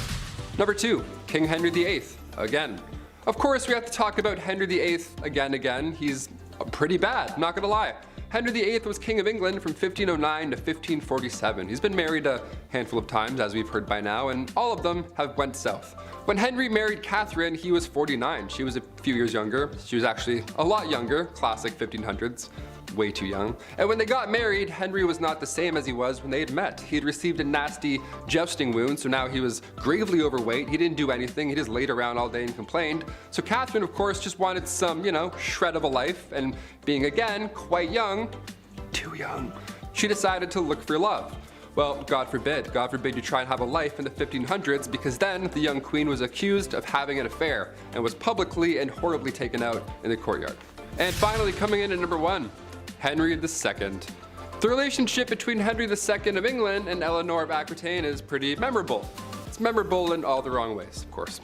When they first met, things were good, dare I say, with both of them. They were both young, and he was going to be king. He was young, king, guy, young man who's going to be king. And Eleanor, she was married, but once she got an annulment, their love was good. Their love was good and young and ready to be young king stuff. After the annulment in 1152, Henry and Eleanor tied the knot officially a couple weeks after. Love moves quickly, apparently. Henry started having affairs, because of course he did. At this point in this list, we're not gasping at affairs, sadly. But come 1173, Eleanor had convinced their sons to go against father. Yeah, Henry didn't take this well, and he had Eleanor locked up for 16 years. He had died, so after that point she had resumed the royal roles, because at this point those two boys had grown up and inherited the throne, Richard and John. But being locked up for that long, what a nightmare that relationship was entirely. I figured we'd end on a kind of tame one where she kind of came back and it was good. Kind of good, dare I say? I don't know. Kicking off the list at number 10, a goodnight kiss.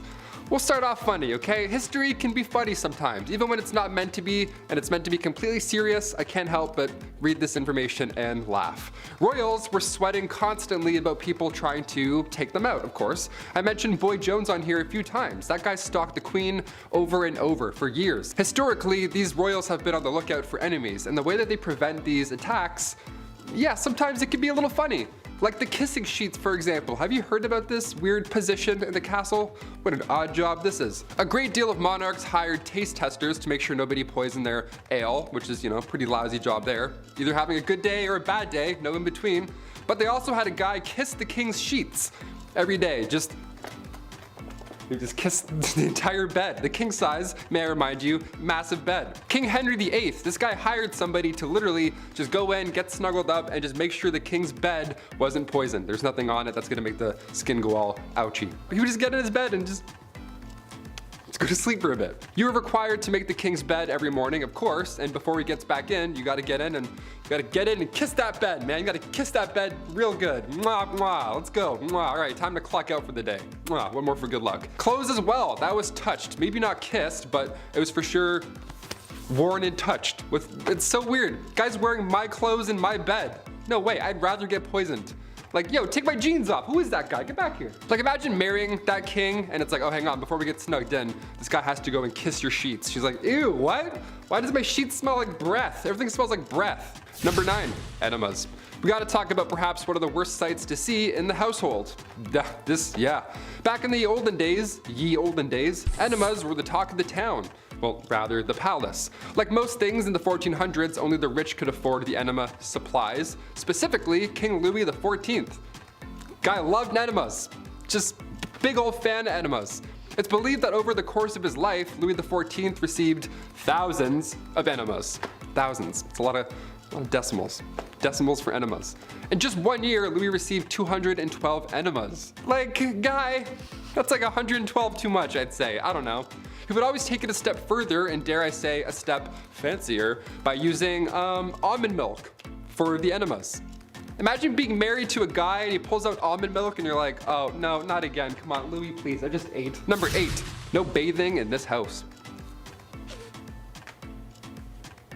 Breathing in the olden days wasn't fully understood, if that makes any sense. Like in a medical book, in an official 16th century medical book, the medical advice was use not baths or stews, nor sweat too much, for all openeth the pores of a man's body and maketh the venomous air to enter and for to infect the blood. First of all, huh? What? What does it even mean? Why is every shred of medical knowledge always written in riddles? God forbid you have bronchitis in the 16th century. A doctor would just be like, ah yes, just a drop of ale and a witch's flick and you'll be on your way. Like, what? Do you have any halls? Help me. Help me, dude. No, I'm just mad. I just like, bro, I have pneumonia. I need medicine. So of course they thought that taking a bath would make you sick. Of course. So King James IV, apparently this guy never took a bath in his life. And his hygiene was so bad that he would sometimes pass lice to others just by being in the same room that he was earlier. So not at the same time, he would come in, do his king stuff, leave, and the lice would be like, pew! And they would just wait in that room and get on someone else. That's so gross. That's horrible. Lice would emit off this man. He's like the stinky kid from Charlie Brown with the stinky cloud. That's just like lice around this guy. Margaret Tudor was married to King James. Yeah, must have loved the no bathing thing, eh? Oh boy. Number 7, Queen Caroline. Queen Caroline. Ba ba ba. She went out in a horrible way. We can't sing about her. History remembers Queen Caroline for the way that she went out. It was bad. It was actually written down in an epigram attributed to the 18th century poet Alexander Pope. Here lies wrapped up in 40,000 towels, the only proof that Caroline had bowels. Again, it rhymes. Why is everything rhyming? This is so awful. Who can be like, yeah, write that down, that's good, that's good. Wait. It does rhyme, that's good, check that out. Rest in peace. My gosh, her husband, he was certainly no help at all. Caroline was previously married to George IV, and this guy locked her out of Westminster on Coronation Day. So yeah, she went out in a horrible way, but let's not forget the marriage that came beforehand.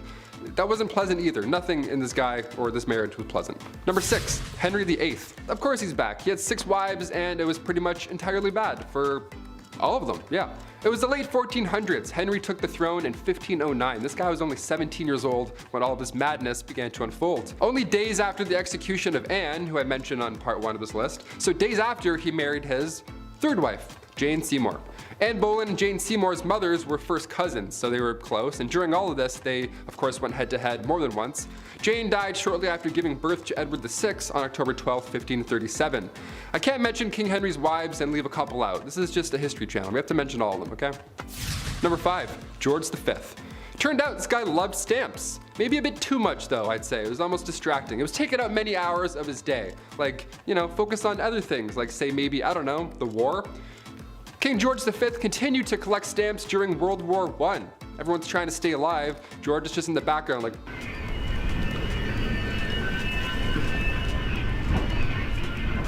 like all collections, they started at an early age. It's now at a point where it's just, you know, past impressive and borderline strange, especially if you're a royal, like you're really going hard with this. This guy had albums on albums of stamps. He had around 330 albums, each was 60 pages, full of stamps. That's 20,000 pages full of stamps. That's a lot, way too many stamps. So naturally, he was nicknamed the King of Stamps, or rather the King of Philately. That's the official term for collecting stamps. We're historians here, we have to make it official. Back in 1905, he set an all-time stamp record. Ho-ho! The most money ever spent on a stamp. This guy dropped like 220,000 on one single stamp. Somebody even asked the prince down the road if he had heard about the fool who had spent 1,400 pounds on a stamp. And he was proud. He was like, oh, that fool? It was I. Number 4, Rudolph II. The Holy Roman Emperor from 1552. He was known as a collector. Yeah, some princes collected stamps, others collect zoo animals. We're all different. Yeah, his castle was home to lions, tigers, and not bears, but orangutans, so good luck getting your 8 hours. He also collected human artifacts, like body parts after they've been, you know, so that's, watch your step, I guess. Welcome to MTV Cribs, don't mind the jar of eyes, watch out for the lion's tail, careful. What a mess. He's quite important in history though, I guess. He supported the scientific revolution, and he also poured tons of money into astrology, so next time you read your horoscope, remember it's Bones in the Jar Benny that's responsible for that one. And also, in case you're wondering, yeah, he didn't pay attention to any of his wives or anything like that. He was just, no, jars for me, jars animals, I'm all set. Number 3, Don Carlos. Spanish Crown Prince, the guy who just enjoyed being the worst human alive. Let's talk about him. Back in the mid-1500s, the eldest son to King Philip II of Spain was, yeah, I want to say worse things, but he was just a really bad person. YouTube, he was just a bad guy. Now, it's been noted that he was born with a hunchback and one leg was shorter than the other. Historians like to bring that up first, and how maybe he had the odds against him with these disabilities growing up, and people often feel bad for him a little. To that I say, don't. Nah, don't do it. Don Carlos was made hero of the opera by his dad. Dude was fine. Philip II of Spain? Yeah, he would hurt a lot of people. He would hurt animals and people just for fun. According to historians, Don Carlos once made a cobbler eat a pair of boots because he didn't like how the pair of boots looked. He made somebody eat boots. We're not gonna feel bad for him on Bumblebee today. That's not what we're gonna do. He was also set up to marry Queen Elizabeth of Valois, the eldest daughter of King Henry II, but after a few hours, she was like, no, that's not gonna happen. No way. So she married his father instead. That's what happens. That's what happens when you're In 1564, a few brides were lined up for Don Carlos. Mary, Queen of Scots, was one of them. Margaret of Valois, we know what happened with her, and Anna of Austria. But his mental conditions grew worse and it went south. Shocker. Number 2, Heart of Glass. King Charles VI, once nicknamed the Beloved and then quickly nicknamed the Mad. What happened? After he became King of France in 1380, he would have these episodes, let's call them. He would believe he was made of glass and he didn't want anybody to touch him. He had this glass delusion, which was surprisingly not uncommon, believe it or not, for this time period. Believing you were made out of glass in some way, shape, or form, be it in your head, butt, shoulders, or back, really spiked around the mid-1400s. And Charles VI, aka Charles the Mad, he wouldn't let anybody, not even his wife, near him at all. I'm not making fun of somebody for having a fear like that. I mean, most likely historians believe he was schizophrenic, so obviously I'm not ripping on that. But Alexandria of Bavaria, another royal who had this glass delusion, she too believed she had swallowed a grand piano made of glass, so she had to enter rooms sideways to avoid it shattering. I don't know what's going on with this glass delusion, but I'm glad it went away. I don't know. And finally, number 1, King George IV. Voted as England's worst king by historians. So that should already tell you a good amount of this guy. George was another one of those monarchs who was a little too invested in his, intimate side quests, if you know what I'm saying here, like all these other kings we've talked about. He was a bit busy, being a stupid fool. This man was trying literally everything to get a woman to sleep with him. Although he was the king and he was already set up, he was like, nope, I'm gonna go and keep trying with strangers and random. And he would throw a tantrum if they said no, or he would threaten to end his own life if he didn't get the girl. Like, you know what I'm saying? One of those kind of monsters. He would also keep trophies, lack of a better term, of all these conquests afterwards. He would ask each people that he slept with for a little piece of hair, and then he would keep them. He would store them. Back then it was kind of common, I guess, for lovers to keep locks of each other's hair. Weirdly enough, because you don't have phone numbers or any sort of way to remember someone, photos, I don't know. So you kept their hair. But after the king died, his brother found 7,000 envelopes, each with a lock of hair that was, quote, enough to stuff a sofa, end quote. So yeah, I'll leave you on that note. I think there's a hair in my mouth. That's kind of gross. At number 10, Caligula. This guy reigned for 4 years, and the amount of straight up excess he demanded led him to be the first Roman emperor to be assassinated. Caligula was 25 years old when he took power in 37 AD, and he was great. He announced political reforms and recalled all exiles, but within the same year he contracted an illness that sent him a little loopy. Like to the degree of ordering hundreds of Roman merchant ships to form a 2-mile floating bridge across the Bay of Bauli so he could spend 2 days galloping back and forth across it on his horse Incitatus. Speaking of his horse, he loved that animal so much, giving him his own house with a marble stall and ivory manger. And he almost appointed the horse consul before Caligula met his end. It got worse in the years after his demise, like in 39 and 40 AD when he led campaigns to the Rhine and the English Channel, where he actually avoided battles and instead did things like commanding his troops to plunder the sea, which means gathering shells in their helmets. The perfectly sane kind of things that you do when your favorite quote is, "Remember that I have the right to do anything to anybody." Number 9, Ramses II. He literally has the most statues of himself of all the 4,000 years of Egyptian pharaohs. That is really all I gotta say, actually. Ramses II was undoubtedly the greatest pharaoh. I don't know if that justifies his spoiled ways, but it helps explain them at the very least. He was a master builder, a war hero, and brokered peace all around over his crazy long reign. But he was also really good at the whole propaganda thing. Like I said, he has statues of himself all over Egypt that even to this day are hard to avoid.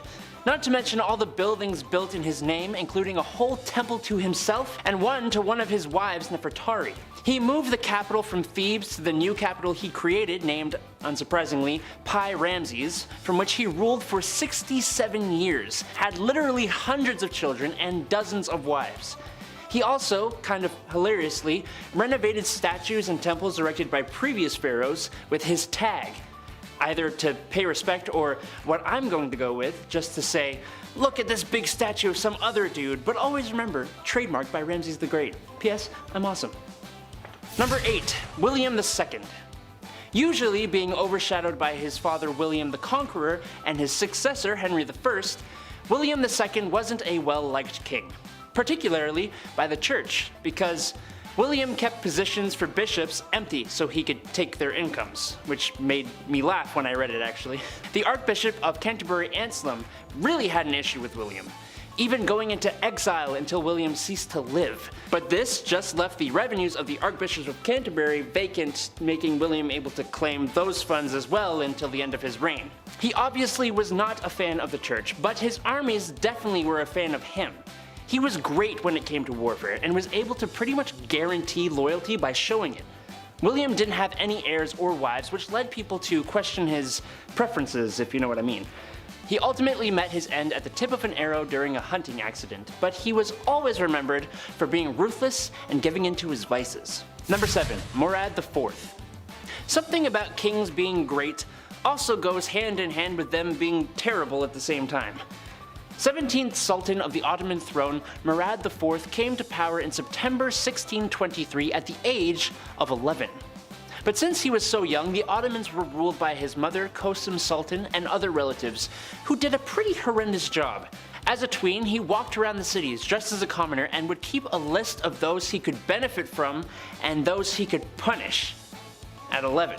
At 21, he took control and also took some extreme precautions in order to eliminate the corruption within the empire, banning the use of alcohol and tobacco and coming up with severe measurements for the regular collection of taxes. Murad IV would never be okay with people disobeying his laws and directives, even going around the city in plain clothes to check any undisciplined actions by the locals, and he would personally punish the offenders. He did a lot for the Ottomans, but boy was he harsh about it. He destroyed coffee houses, like, come on man. Number 6. Phalaris. Phalaris of Akragas was a tyrannical Sicilian ruler from around 571 to 554 BC. And this dude was so bad his own people overthrew him after his 16 years of rule. Phalaris became ruler by some unconventional ways when it came to other kings on this list. Some think he started as a farmer who held office, and other more fun stories say he was appointed to build a temple, and instead of doing that, he took the money and built a fortress, allowing him to take power. He expanded the territory of Akragas from the south coast of Sicily all the way up to the north coast, but he was known much better for how gosh darn cruel he was.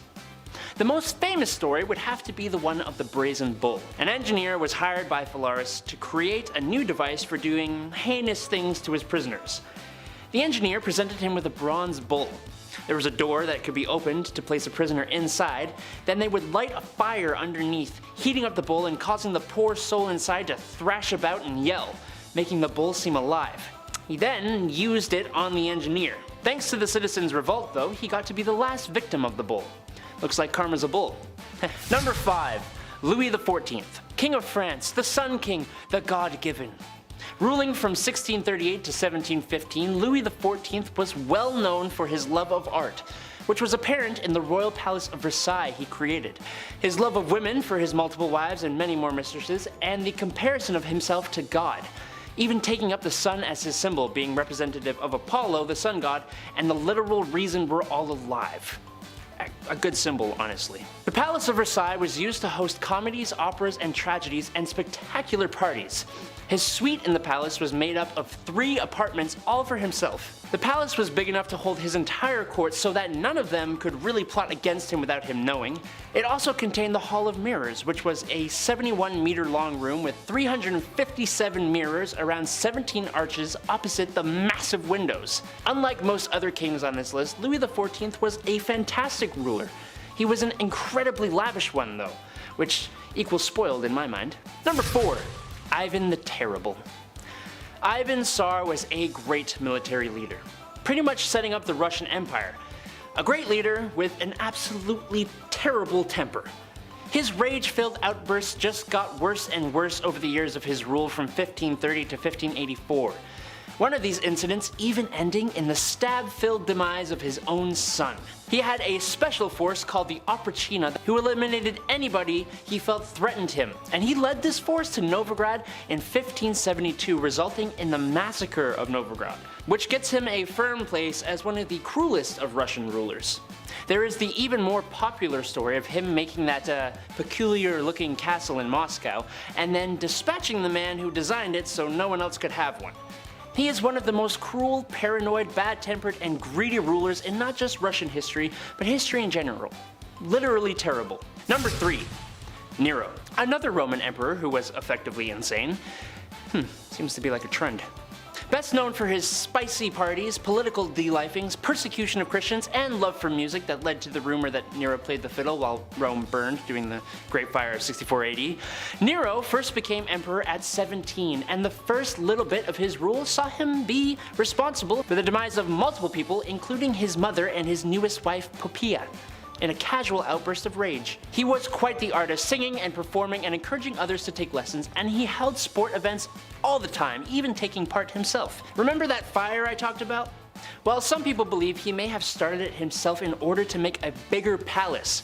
But if he did or didn't, he blamed the Christians and punished them much more than necessary, like dressing them in animal skins and having them torn apart by dogs, or being burned to the afterlife in pyres that would light his own garden parties. Oh, and he bankrupted the Roman treasury building the aforementioned palace where he held his ridiculous parties we talked about before with a 100-foot golden statue of himself. Nice. Number 2. Bad King John. Kings be bad sometimes. But when it came to lechery, treachery, and shocking acts of cruelty, the king who sealed the Magna Carta takes the cake. According to the historians at least. While known for the Magna Carta, he is also well known as the king involved in the stories of Robin Hood. But these being fairy tales, was he really that bad? No, he was much, much, much worse. During the time that he ruled, most nobles who were captured in war were kept in not so bad confinement. John said no though. Like when he captured his own nephew, who miraculously disappeared, and about 22 knights who were sent to a castle to starve to the afterlife, to stop their families from continuing to fight. He did the same thing to the wife and son of his former friend. If that weren't bad enough, when his brother, who was king at the time, was taken prisoner, he tried to seize the throne, and he is famous for forcing himself on the wives and daughters of his own barons. As you may remember from Robin Hood, there was a monetary aspect to his horribleness as well. The taxes and fines he levied were to the point of extortion. I talked to Andrew, who talked to the chief, and he said, King John ain't it. Number 1. Henry VIII. Here we are, the main man himself. We've talked about him before, and how could we not? He's arguably one of the most infamous English kings. Historians have described him as obsessive, syphilitic, and a self-indulgent wife delifer and tyrant. These historians probably leave the best Google reviews. It's not just his whole multiple wives to find a male heir situation that makes him spoiled. Well, kind of it is. To achieve his personal ends, he literally spurred on a religious revolution that created the Church of England, the formal end of monasteries, and the Reformation. Which is hilarious because he wrote a treatise against Martin Luther that had him named Defender of the Faith by the Pope. Ironic. He, like many of the others, was a lover of art, music, and sport, at least in his younger years. But he was also an incredibly costly ruler. While he unified much of England with Wales and Ireland, in 1520, with King Francis I of France, Henry co-hosted the Field of the Cloth of Gold, which was incredibly lavish and showed off his immaturity. Speaking of immaturity, there are tons of cases where people were separated from their heads simply for not giving him what he wanted, including some of his friends and his wives. A great number 1 for this list, in my opinion. Number 10, King Midas. Most people know the story of King Midas, but in a nutshell, he was a king who was granted the power of everything he touched turned to solid gold. So, no, he didn't exactly buy anything with that kind of power, but the man can have anything he wants or buy anything he wants. It's a lot of gold. This sounds great, but it's really awful for a couple of reasons. One, that is pretty much the moral of the story, and the other is, well, some basic economy stuff. The first reason this would suck is that, one, you should never be too greedy, and you really shouldn't. And you should always be careful what you wish for. This blessing quickly turned into a curse as Midas could no longer eat. Which, that's bad. Not eating and everything you touch turned to gold. Oh, you couldn't hug anybody. It's terrible. The other issue would be his wealth. You'd have to be very careful on how many items you actually touched, as producing too much gold would eventually devalue the price of gold. Especially if you touch a bed or something, that's a lot of gold. Imagine how much a solid gold bed would weigh, how much that would be worth. So in reality, you would be both starving and poor. Number 9, Mansa Musa. Sort of related to the King Midas issue, Mansa Musa was probably the richest man to ever walk the face of the earth. A king from northern Africa who exploited his country's salt and gold reserves. His estimated wealth today would be around the $400 billion mark. $400 billion US. Ooh, that's a lot of money. Tough to actually measure it exactly because it was from so long ago, but it could be less, and some say it could actually even be more. Mansa Musa went on tour one year to see all the beautiful things he could of the ancient world, and you can't take a little vacation without buying something at the gift shop. Mansa Musa was so rich and spent so much money in a few towns that he visited that he single-handedly upset the economy of those cities. Elon Musk wishes he could. So he basically bought a lot of stuff, and it was unusual because it upset the economy. Like, he destroyed the economy of those towns. That's insane. Number 8, Michael Jackson, the king of pop. Ah, see, I got you. I pulled a sneaky on you. But he's still a king. And maybe he was the biggest celebrity who ever lived. Would Halloween really be Halloween without Thriller? And how could cool guys let you know they were cool in the 80s if they didn't have all that leather jacket and stuff? You wouldn't be able to know. You just wouldn't. Well, maybe some things you don't know about Michael Jackson were his shopping habits. The man loved shopping. And with that kind of money, well, you can do anything. Well, some may remember his chimp, his Neverland mansion complete with carnival rides, an arcade, and even an oxygen chamber in case Darth Vader was coming over to stay the night. However, something very strange the man tried to do was he tried to buy a very strange man himself, or rather his bones. For some reason, Michael had a fascination with the Elephant Man, a man with severe facial deformities and freak show performer from the late 1800s. Michael tried to purchase his remains. That's it. That's the point. He tried to buy him. They wouldn't let him, but he tried. That's a weird thing to buy. Whenever I hit the number, I don't go, hey, 1-800 museum people, someone bring me King Tut. I want it. Number 7, Elvis Presley. Lots of similarities today. Elvis Presley, before Michael Jackson, he was probably the most famous person to ever exist. The king of rock and roll, baby, that's right. All I'll say is phone your grandma and ask her how she feels about him. She probably says she loves his music and those gyrating hips. At the time, it was pretty controversial. Boy, only if they knew what was going on today. Whew. Sorry, 50s atomic families. Well, being that Elvis Presley was the king and the first celebrity to be idolized the way we do with modern celebrities, he became quite wealthy. Well, with all that money, he bought some weird things, including a chimp. Everyone's buying a monkey, they want a zoo, I don't know. A mansion property he named Graceland, a pink Cadillac for his mother, and strangely enough, he bought FDR's yacht. Yeah, what? That's so weird.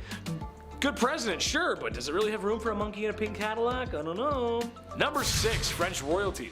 This one is more about Marie Antoinette and King Louis XVI. It's kind of like a two-pack, kind of like a couple, but trust me, it all makes sense in the end. Again, anything they bought, it was probably the king's wallet, wasn't it? Okay, so when your country is starving, demanding more rights, and in general, life really sucks, what's the next best thing you do? Buy a $12 million necklace. Yeah, right, okay, I've said that before, sure. Okay, Chad, what else? Continue to live your opulent life on the king's and people's dimes. Sure, why not? It makes sense, okay. I'm talking too much. Well, something I learned today and something that Taylor showed me is that I guess the last queen of France was a little lonely. So what did King Louis do to fix this? Spend more time with her? Nay. Buy her a new dog? Nay, sir and madams. He had her pug from Austria imported to the country. And anyone can tell you that when something is imported, you are going to be dishing out a few more dosh. Yes, that's right. They imported her pug from Austria. Imagine how that sounds when your house is literally falling apart, you're starving, and you pay the most taxes. Makes you want to put heads on pikes. That's what it makes you want to do. Can you imagine that? We're all poor and hungry. She's like, well, look at my dog. is my dog. They're French, they don't sound like that, but this is my dog, look at my dog, here he is. Number 5, King of Egypt.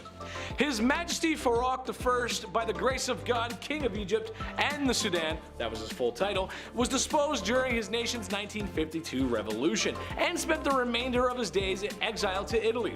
In his haste to avoid getting the Mussolini treatment, he left behind a majority of his most prized possessions. When the people got a look at what he was storing behind the walls of his residence, they were a bit disgusted to find an excessive number of expensive suits, rare stamps and coins, jewels, luxury vehicles, and many other things that I will never afford. Now, what else would he have that would be considered strange? I'll let you take a guess. Was it A, a blam blam cachet, B, piles and piles of a white substance that made the 80s fun, or C, an unsettling amount of gardening magazines? Go ahead and let us know in the comments below. I'll give you a second. Nope, time's up. If you said secret option D, you'd be right. What was it, you ask? Well, it was a disturbing amount of adult entertainment. So much so, it wouldn't even fit underneath his mattress. Man, that's a lot. That's too much. That's too much. Number 4, Peter III. Remember the last time you played with your toys as a kid? Same. And let us know what your favorite toys were as a kid. Let's see if we have some shared favorites. I'm actually curious. That's kind of a cool thing to talk about. Well, for Peter III, it was little army men, or tin soldiers, I guess you'd call them. And yes, he played with them as an adult, staging mock battles. Is it the weirdest thing ever? No, it's not. But he was a king, so that's a wee bit strange. Hey, I love army men just as much as the next guy, especially those little green plastic dudes. I used to love those video games too. Very underrated in my opinion. Love that stuff. It also makes me think of that scene in Spaceballs. Enough references aside, you never really know someone until you've seen the money they've spent on their army men collection. Number 3, Ibrahim I. Fur everywhere. Ibrahim I of the Ottoman Empire was the 18th Sultan and the #1 purchaser of fine furs. Personally, I've never had any fine furs. I grew up in the trailer park and Mama always said that fur was cruel anyway, so I never felt the luxury of fine furs, if you will. It must be nice because Ibrahim loved them so much. Like, he really loved them. His whole wardrobe consisted of them, in fact. Plus, his walls were covered in them, and apparently even his curtains. I don't do well in heat, so I'll pass on that. I'd be sweating way too much. Too much fur. Number 2, the locksmith. Who are you and how'd you get in here? I'm the locksmith, and I'm the locksmith. Classic Leslie Nielsen. God, I love that guy. I love those movies. I'd love to make one day. Or star in one. Hollywood, call me. King Louis XVI, the last king of France. We're back to him again. The man spent his time and money on something rather strange. No, not all was spent on his wife and her life, and yeah, I'm kind of putting him on the list twice, but trust me, it's weird. I mean, come on, he gave the queen whatever the heck she wanted. Well, apparently he loved to spend his time and money on locksmithing. What? Yeah, that's so weird. He would spend his time trying to get into locks and understand them. He was also stated as saying that every man should have a passion. Hey, maybe put down the locks and start helping the people as a passion. There's an idea. What a great idea. Feed the people. Instead, I'm just going to work on this lock. I'm just going to go ahead and just, yeah, almost got it. Yep. Number 1, Christian VII of Denmark. I saw this and I just had to put it on here. I mean, come on. Apparently the guy wasn't very mentally stable. I mean, who is these days? Apparently the royal spent a lot of his time waxing his carrot, polishing the flagpole, tenderizing the gabagoo, charming the snake, self-firing on all cylinders, the one-handed bedroom dance, what I did all summer long in high school. You get the point, okay? You understand what I'm trying to say. Truth of the matter is, you don't get there with a little help from Vaseline or St. Ives. The man bought time so he could be this way. The man is either a legend or a crazy person. Imagine having that much money and that much time in your day that's all you do. Number 10, King Charles I. You can put any king down on this list, really. People weren't as kind and loving as we are now. Or well, less cruel, I guess. King Charles was no different from any other, a monarch sniffing his own farts up in his castle, doing his very best to snuff out religious groups that he didn't agree with. A lot of guys were like that. It's brutal, but that's history, folks. Well, one such measure he took, I think, was so wrong, so heinous, and so criminal, and so offensive that he should have been locked up for life. During the 1600s, this man, in an effort to curb religious views, outlawed Christmas. Yeah, that's right. Outlawed Christmas. That means no gifts, no tree, no Santa Claus, no turkey, no stuffing, no nothing. This was quickly dissolved after he was removed from office. And yes, I know Santa Claus wasn't there then, but it's Santa Claus. It's Christmas. Can't have Christmas without Santa Claus. Number 9, William the Conqueror. You've all probably heard the name William the Conqueror. Battle of Hastings, illegitimate son of the king fighting for the throne. Very violently too, I might add. However, today I want to talk about his dating skills. Look, dating can be hard. I get that. There's a lot of anxiety, especially when self-image comes into play. Ooh, I'm too fat. I hate my nose. And what are these legs? Ugh, no one's gonna like me. Everyone thinks like that. And it's always usually right before a date, too. You could be staring in the mirror and then all of a sudden all your bruises, pimples, and blemishes seem to show up out of nowhere. It's weird how that works. Well, William was different though. He was more confident. He didn't have confidence issues like the rest of us. To quote a brilliant chemist, he was the one who knocks. As the story goes, he was quite fond of one lass. She was not fond of him. Classic story, really. So, after trying to court her several times and failing, he decided to drag her on the ground by her hair until she said yes. Don't do that. That's bad. Number 8, Kangaskhan. I don't think some folks realize just how brutal this guy really was. I mean, if you've ever played the Ghost of Tsushima game on PlayStation, then you know exactly what the Mongol horde is capable of. Naughty things. The man carved out most of Asia and parts of Europe. In one battle, allegedly taking the lives of 1 million people. And all that remained was a mountain of bones and human fat. Ugh, gross. He's been known on how not to treat a lady and reportedly liked to use his young and newest soldiers as arrow fodder by creating human shields with them. A lot of conscripts in his army were often taken from villages that he conquered. It's kind of how he kept the machine going.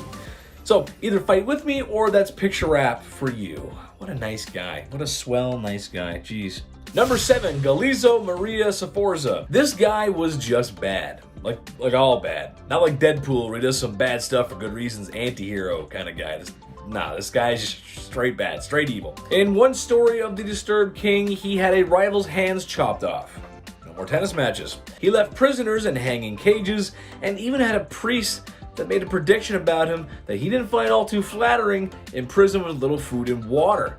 It got to the point where the man had to eat his own refuse. So if you cross Galizio Maria Sforza, don't do it. Number 6, Ivan the Terrible. I'm not that familiar with Russian history before the year 1900, but there is a lot to unpack. It's not all Lenin and hammers and sickles and such. Ivan the Terrible was the first Tsar of Russia, and he was quite the specimen. From having struck his daughter-in-law and unlifing his son in a fit of rage, he was one nasty dude. However, I believe the story of him in St. Basil's Cathedral is more noteworthy. As the story goes, Ivan commissioned an architect to build St. Basil's Cathedral.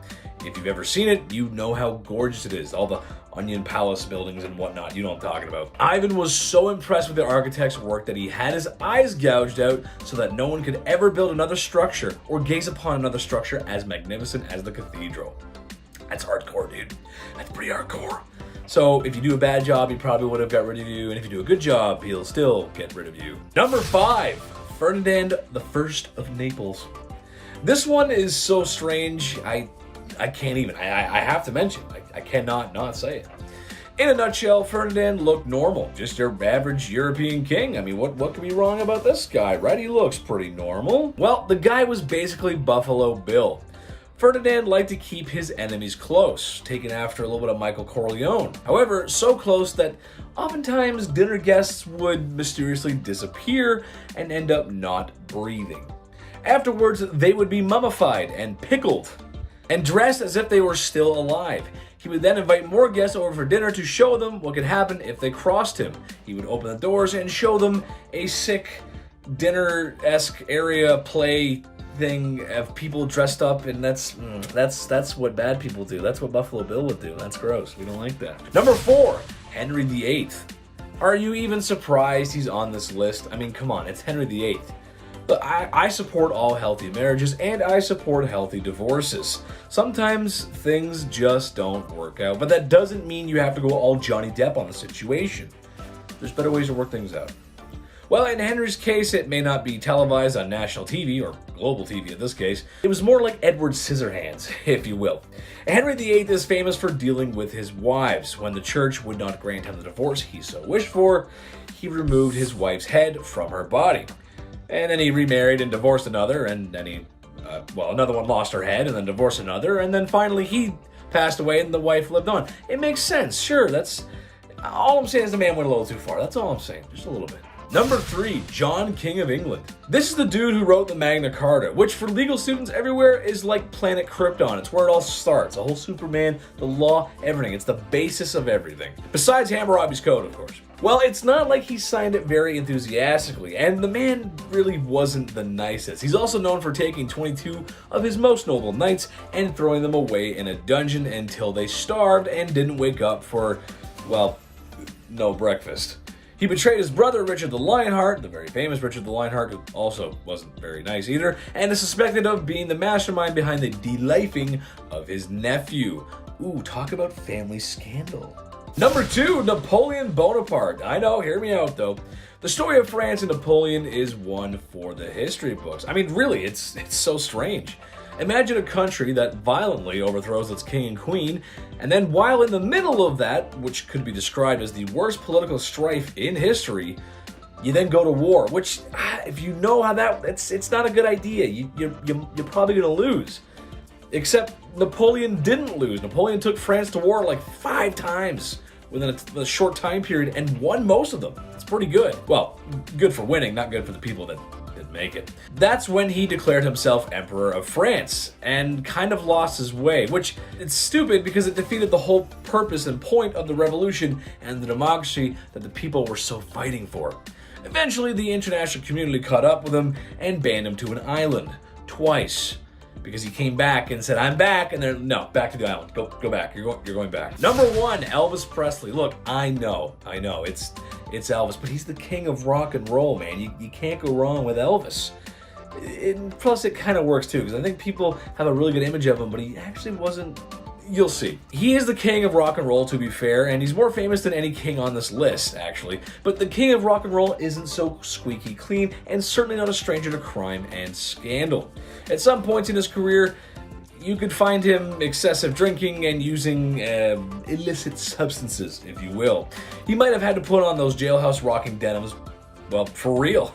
Back in 1956, at the peak of his fame, really, Elvis got into a physical altercation with 2 gas station attendants after fans began to crowd him. It was a messy situation, and he was actually up on charges of battery and disorderly conduct. Not a good look for the king, baby. The king's gotta stay clean. Starting off this list at our number 10 spot, we have Ivan IV, more commonly known as Ivan the Terrible. He was the son of Vasily III, who is the Rurikid ruler of the Grand Duchy of Moscow. After his father's death, however, at just 3 years old, Ivan was named the Grand Prince, and by the time he was 16, he was declared as the Tsar or Emperor of Russia, officially establishing the Tsardom of Russia. Ivan and his reign are certainly known for the transformation of Russia from a medieval state to an empire, but not without a huge cost to the people of Russia, as well as a hit to the long-term economy. Ivan has been described as being intelligent and devout, but also prone to paranoia, rage, and episodic outbreaks of mental instability that only increased the older he got. One of the main points of extreme violence and viciousness was the massacre of Novgorod, which saw the deaths of an estimated 2,000 to 15,000 people, as well as a shocking amount of acts of extreme violent cruelty. In the later years, like I mentioned, his violent tendencies only got worse, which led to him doing things like striking his heir in the heat of an argument so badly that it left him with brain damage. In the end, Ivan the Terrible met his demise from a heart attack in 1584. Yeah, they say that impaling hundreds of people every day isn't great for the heart health. Someone should have let him know about vitamins and minerals, or maybe some good cardio-heavy exercise. I don't know. In our number 9 spot today, we have Leopold II. As the second king of the Belgians, Leopold has been said to be responsible for the deaths of somewhere between 2 to 15 million people. Yeah, million. It wasn't in Belgium that he committed his atrocious acts, however. It all started when he claimed himself to be the founder and sole owner of the Congo Free State, which was a private project he undertook on his own. Leopold loved colonialism. He wanted to colonize everything he possibly could, and this is why he started the International African Society, which he used to travel to Africa, claim land that obviously wasn't his, and we're not talking about a small piece, we're talking about land that is several times the size of Belgium, and many countries just let him do this and allowed him to freely rule this land. This is definitely already bad enough, but of course things only got worse. Leopold had his own private militia that he used to force the indigenous population into hard labor. While Leopold was doing this, of course, for economic reasons, he also was just doing this because he was a messed up guy. He was terrible. He made those who lived here harvest and process rubber, and the punishments for those who didn't harvest enough for him were extremely severe. Not to mention, it is also said that sometimes he would just inflict harm because he could. Eventually, a stop needed to be put to his wrongdoings, but of course he was going to do everything he could to hide some of the horrors he did. The entire archive of the Congo Free State was burned, and he told his aide that even though the Congo had been taken from him, quote, "they have no right to know what I did there." The Congo was taken from him, but remained under the rule of Belgium in 1908 until the Congo was given independence in 1960. As for Leopold, well, he remained the ruler of Belgium until his death in 1909, but the secret was out now, and no one liked him. In fact, his funeral procession was booed by the crowd because everyone was angry at him for the things that he had done. In our number 8 spot today, we have Qin Shi Huang. While this leader is often credited with creating the first unified Chinese empire, the Qin Dynasty, these accomplishments didn't come cheap. When he came to power in 221 BCE, he strictly followed 7 principles, which not only pushed for severe punishment, but also acted in contraries and issued unattainable orders. He also is said to have been extremely paranoid about the power of the educated, which led to him burning books so that no one could ever learn what was in them, and he also killed 460 Confucian scholars in just 1 year, which some claim was because they were unable to make him immortal. Huang wanted not only to establish a transport system, but also build a wall to keep out enemies, and this meant that he had to relocate at least 120,000 families. He declared that all would be equal under one law, and then taxed everyone heavily, and because of these heavy taxes as well as the insane labor that was expected to create the wall and the transport system, thousands of people were overworked, starved, and perished. He also had laborers create a massive tomb for him, complete with 8,000 life-size terracotta warriors and horses, which you may be familiar with because now it is rumored to be an extremely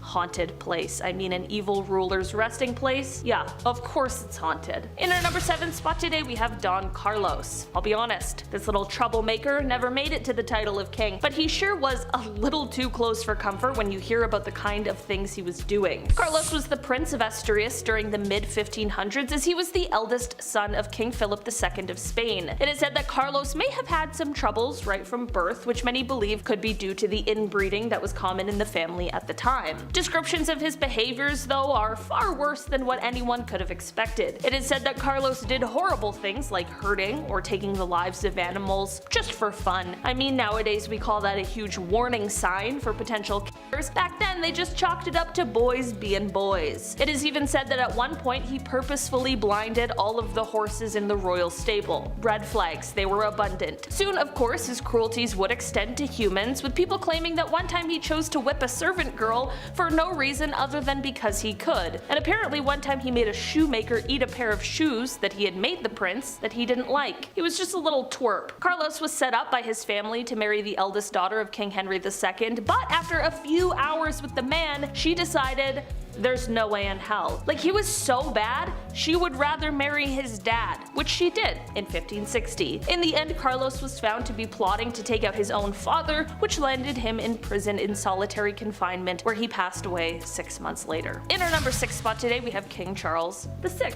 King Charles VI started off his reign by being very well loved and respected, but as time went on over his 4 decades of ruling, he ended up being known as Charles the Mad. His erratic behavior had him half stacking up knights, imagining that he was St. George, and he would also have bouts of amnesia where he would be able to recognize some people but not his wife and children. This is all very strange and of course quite sad, as he was obviously exhibiting signs of extreme mental illness, but one of the strangest symptoms was him believing that he was made of glass. He was terribly frightened of falling or being jostled too hard, and he would actually insert iron rods into his clothing to try and keep himself from shattering. But then he would also apparently run wild at top speeds throughout the halls of the castle or the streets, which would obviously mean that he was totally abandoning his fear of fragility. It apparently got so bad that he had to be held inside with the entrances bricked up. Sadly, he continued on this path until he passed away in 1422. In our number 5 spot today, we have Nero. For this one, we are going to be taking it all the way back to the age of the Roman Empire. When we think back to these times, they weren't necessarily the most kind, peaceful times, but there certainly are some characters that stand out as being particularly brutal, and one of those is Nero. Throughout his reign, he wreaked havoc on the Roman Empire. He burned cities, he killed thousands of people, including every member of his own family, and I mean, we know the inventive execution methods of the past, so you can probably guess at just how brutal all of these were. Most Roman sources give us an almost completely negative review of him in reference to both his personality as well as his reign as a leader. He was called compulsive and corrupt, and it is believed that he is actually to blame for the great fire that burned Rome, but instead he used the Christians as a scapegoat so that they would receive punishments rather than him. In the end, after being declared a public enemy by the Roman Senate and realizing that the rebellion would be lost, he ended up taking his own life at the age of 30. In our number 4 spot today, we have Pol Pot. Pol Pot was the leader of the Cambodian revolutionary group called the Khmer Rouge, and this group, with him at the forefront, went on to try and destroy the Cambodian civilization. This wasn't necessarily how the group started out, but once Paul and others who shared his ideals came to lead it, things quickly became very dark. He is likely one of the only people who ordered a mass genocide in his own country. The reasoning behind all of this is because he believed that destroying the civilization was the best way to start a new regime and bring in a new age. He ended up serving as the prime minister from 1976 until 1979, during which his policies led to the deaths of around 2 million people, which is horrifying. That was about 25% of the entire population. He even liked to keep the skulls of those he had killed. Just gonna say, it seems as though politics was the mask for someone who just really wanted to kill people. There are so many horrific details surrounding him and the things he did, much of which I can't even repeat here on YouTube, and that is exactly how he landed a spot here on today's list. He truly did some horrendous things, and in the end went on to live the rest of his life and died of natural causes before he could even answer for any of his crimes, which is just the most frustrating end to a horrible tale. In our number 3 spot today, we have Maximilien Robespierre. Okay, I'll be honest. This is quite a polarizing one. Maximilian, on one hand, was great. He advocated for universal suffrage, for unrestricted admission to national posts, and he was against racial and religious discrimination. Especially in the time he ruled in, this was huge. Of course people were against him, but in our modern views, he was way ahead of his time in these beliefs. On the other hand, however, he was extremely violent and was the leader during most of the French reign of terror that happened during the Revolution. It is said that during this time he was responsible for imprisoning somewhere around 300,000 and killing somewhere around 40,000. During the Revolution in 1793, he was elected head of the Committee of Public Safety, and from that point on, any voice that was in opposition to the change that was happening was struck down and silenced by him. Throughout the years, his ego and power only grew, which led to him being a little too quick to use the guillotine, his favorite execution method. He was getting a little too cozy with that thing, so much so that he began to use it even on people who had, at one time, been his allies. We saw this clearly when it came to the execution of George Danton, who Maximilian had executed after he suggested maybe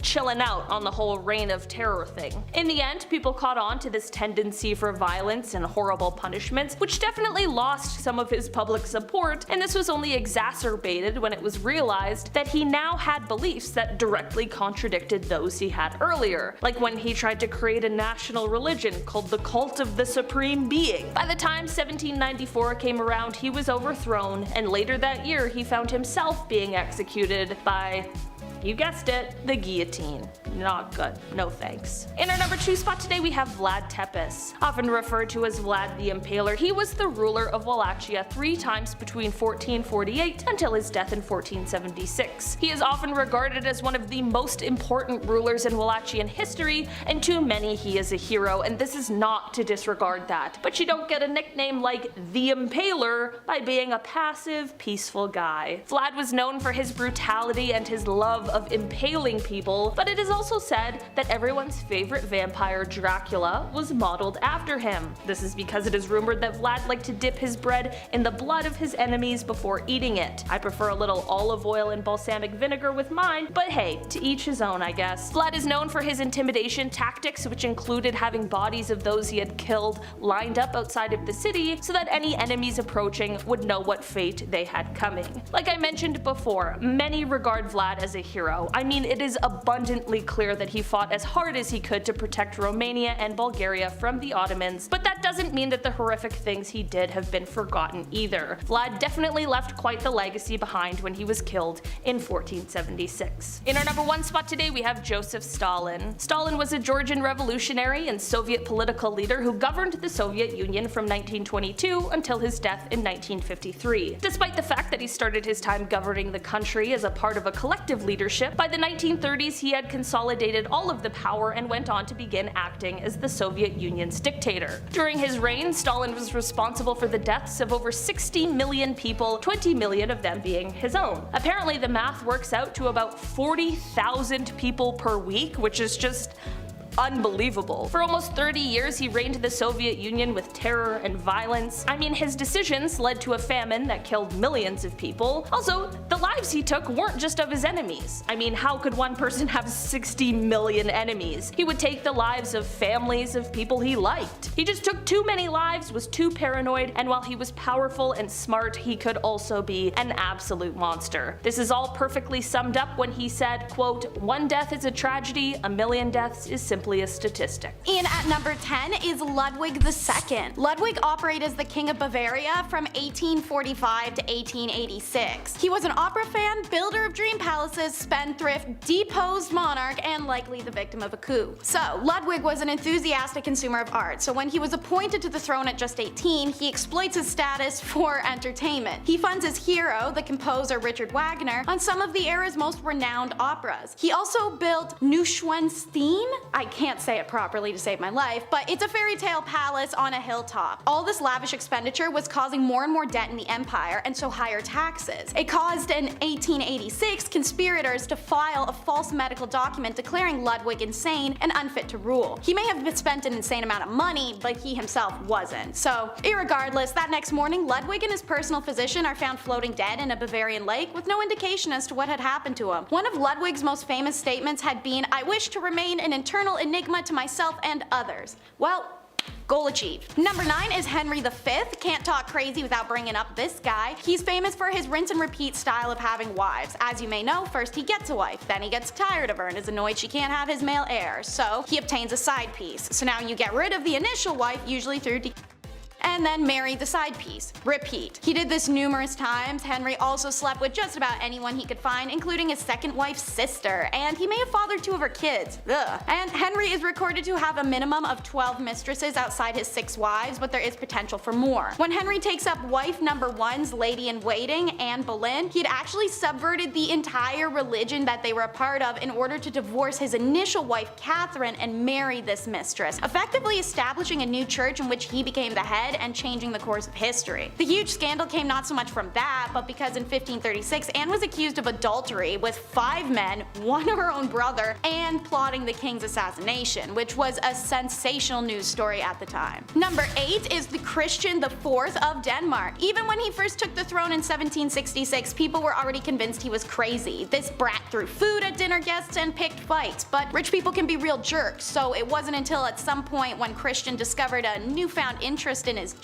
that he became an official write-off. This guy became so obsessed with the flicking of the wrist that it interrupted his royal duties. In fact, his court confronted him with the concern that it was affecting his health and could potentially make him infertile or insane, in an 18th century version of "stop that or you'll go blind." Thankfully, he didn't do it in front of visiting dignitaries at first. Instead, he just did other weird stuff like leapfrog to them or slap them without warning or push them over. He'd randomly yelp or holler in the middle of a conversation. Eventually, the court's concern grew true, and Christian was so nuts that his personal physician managed to talk him into handing over the control of executive decision making to himself, also while banging Christian's wife in the background. Christian wanted to keep that appendage to himself, so I guess somebody else had to do the job for him. Or both of them, I guess. Number 7 is a mouthful. Nebuchadnezzar II.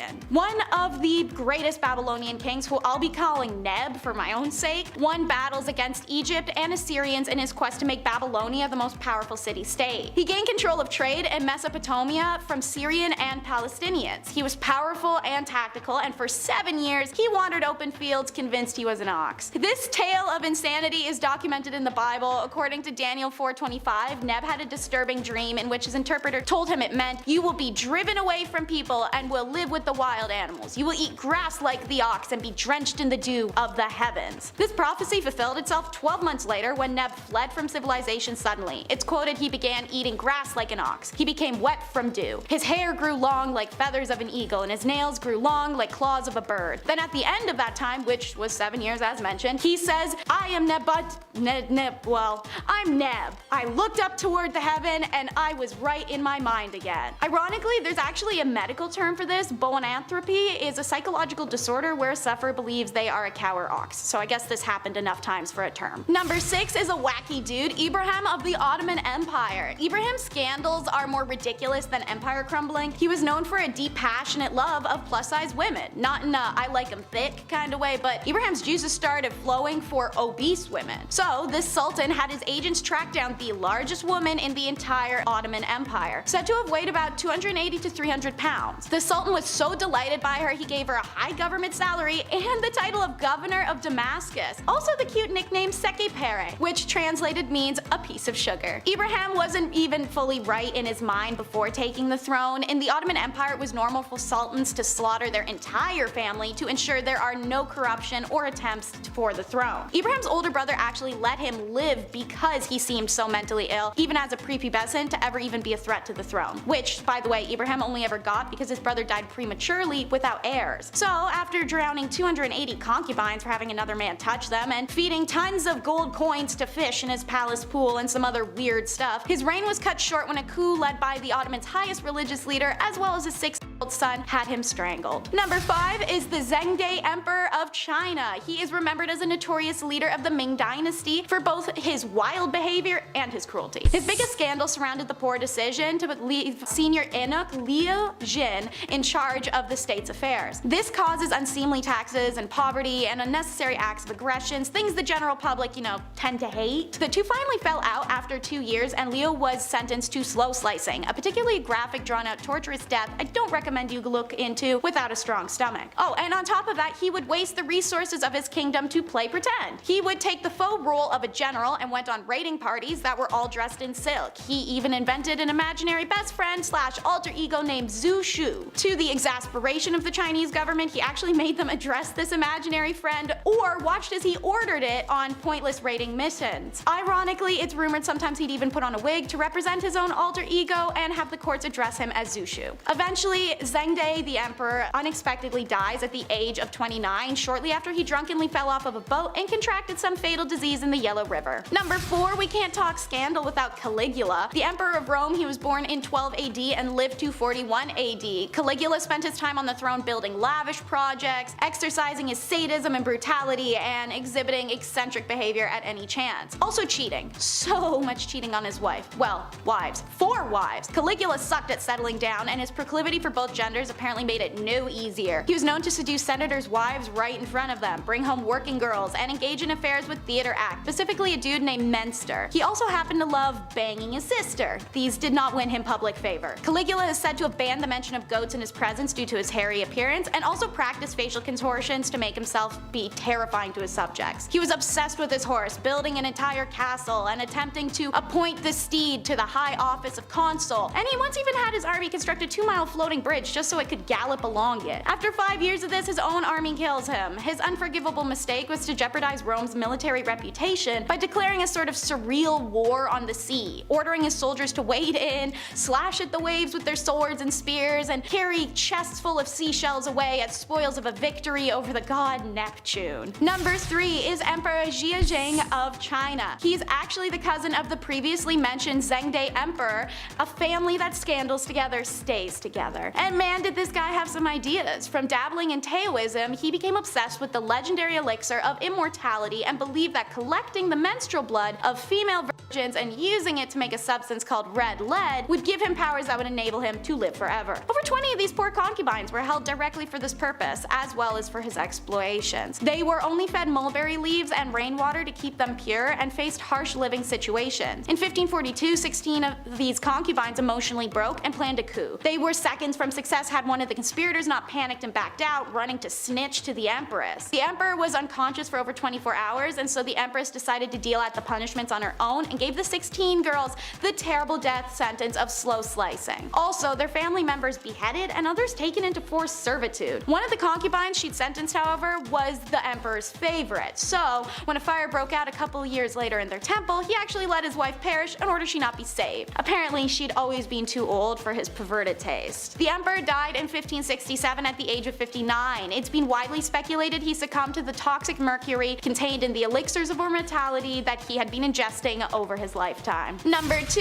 is Charles III. He ruled from the time he was 12 in 1380 to his death in 1422, whilst under the 100-Year War of England was at its peak. Naturally, this is a horrible time to have someone dubbed Charles the Mad on the throne. In 1392, he shows his first red flags of instability when he suddenly turns on his own knights during a manhunt and starts attacking his own advisor. It took several knights to subdue him and carry him back to the castle. It's all downhill from there. While they had assumed it was stress that caused that outburst, in the following years, it would prove otherwise. He began to forget people's names and roles, including his own. He would forget where he was, even that he was king. Maybe this was because he spent so much time running around the castle on all fours pretending to be a wolf and howling at people. By the time Charles was convinced he was made of glass and banned people from touching him lest he break, well, his family had written him off. But now there were multiple sides vying for that throne. So during the 100-Year War, civil war breaks out in the French monarchy between Charles's brother and cousin. This allowed England and other countries an immense upper hand in invasions, and so by the time Charles dies, much of France was occupied by foreign powers. And number 1 is Emperor Rudolph II. This guy was a known disaster. He was elected as the Holy Roman Empire in 1576 when he was already experiencing deep depression and mania. He also immediately tore up the religious settlement that for the past 20 years had kept Germany's Catholics and Protestants away from each other. Ending all peace, he embarked on a crusade to eradicate Protestantism from Germany's towns and villages, restarting an unnecessary war that had already been finished. Protestants' response was fast and strong, a self-defense league, alongside Hungarians rising in revolt and Turkish also taking an offensive.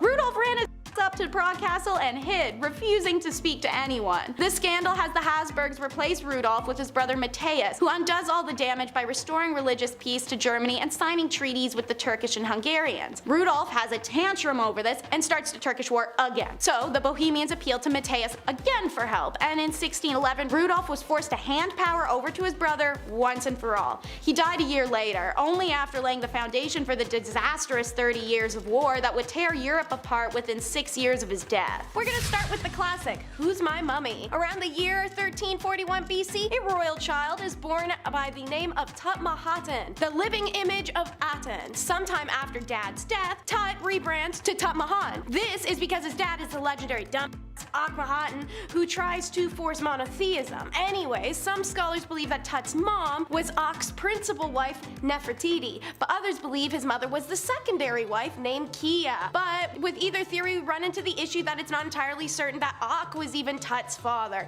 Getting cheated on by both wives, that's when you know you're doing something wrong. It's quite possible that Tut's father was the pharaoh Smun Akhara. While DNA tests of several mummies found in the Valley of Kings seem to indicate that Tut's father and mother are buried not far, Egyptologist Marianne Eaton Cross also points out that whereas these mummies are very clearly close relatives of Tut, it's actually difficult to establish precise familiar relationships using only DNA. Egyptian royal families like to preserve the bloodlines, so his mom could also biologically be his sister and cousin, and all of that would show up as an indecipherable mix that does nothing to confirm more than just a relation. If it is Nefertiti, the question remains, where's my mummy? In more recent years, speculation about King Tut's tomb is that Queen Nefertiti, whose tomb and sarcophagus are long lost to us, is buried somewhere within. This claim is made by Egyptologist Nicholas Reeve, who realized that the cartouches depicting Tut had been buried by his pharaonic successor Ai had been painted over cartouches of Tut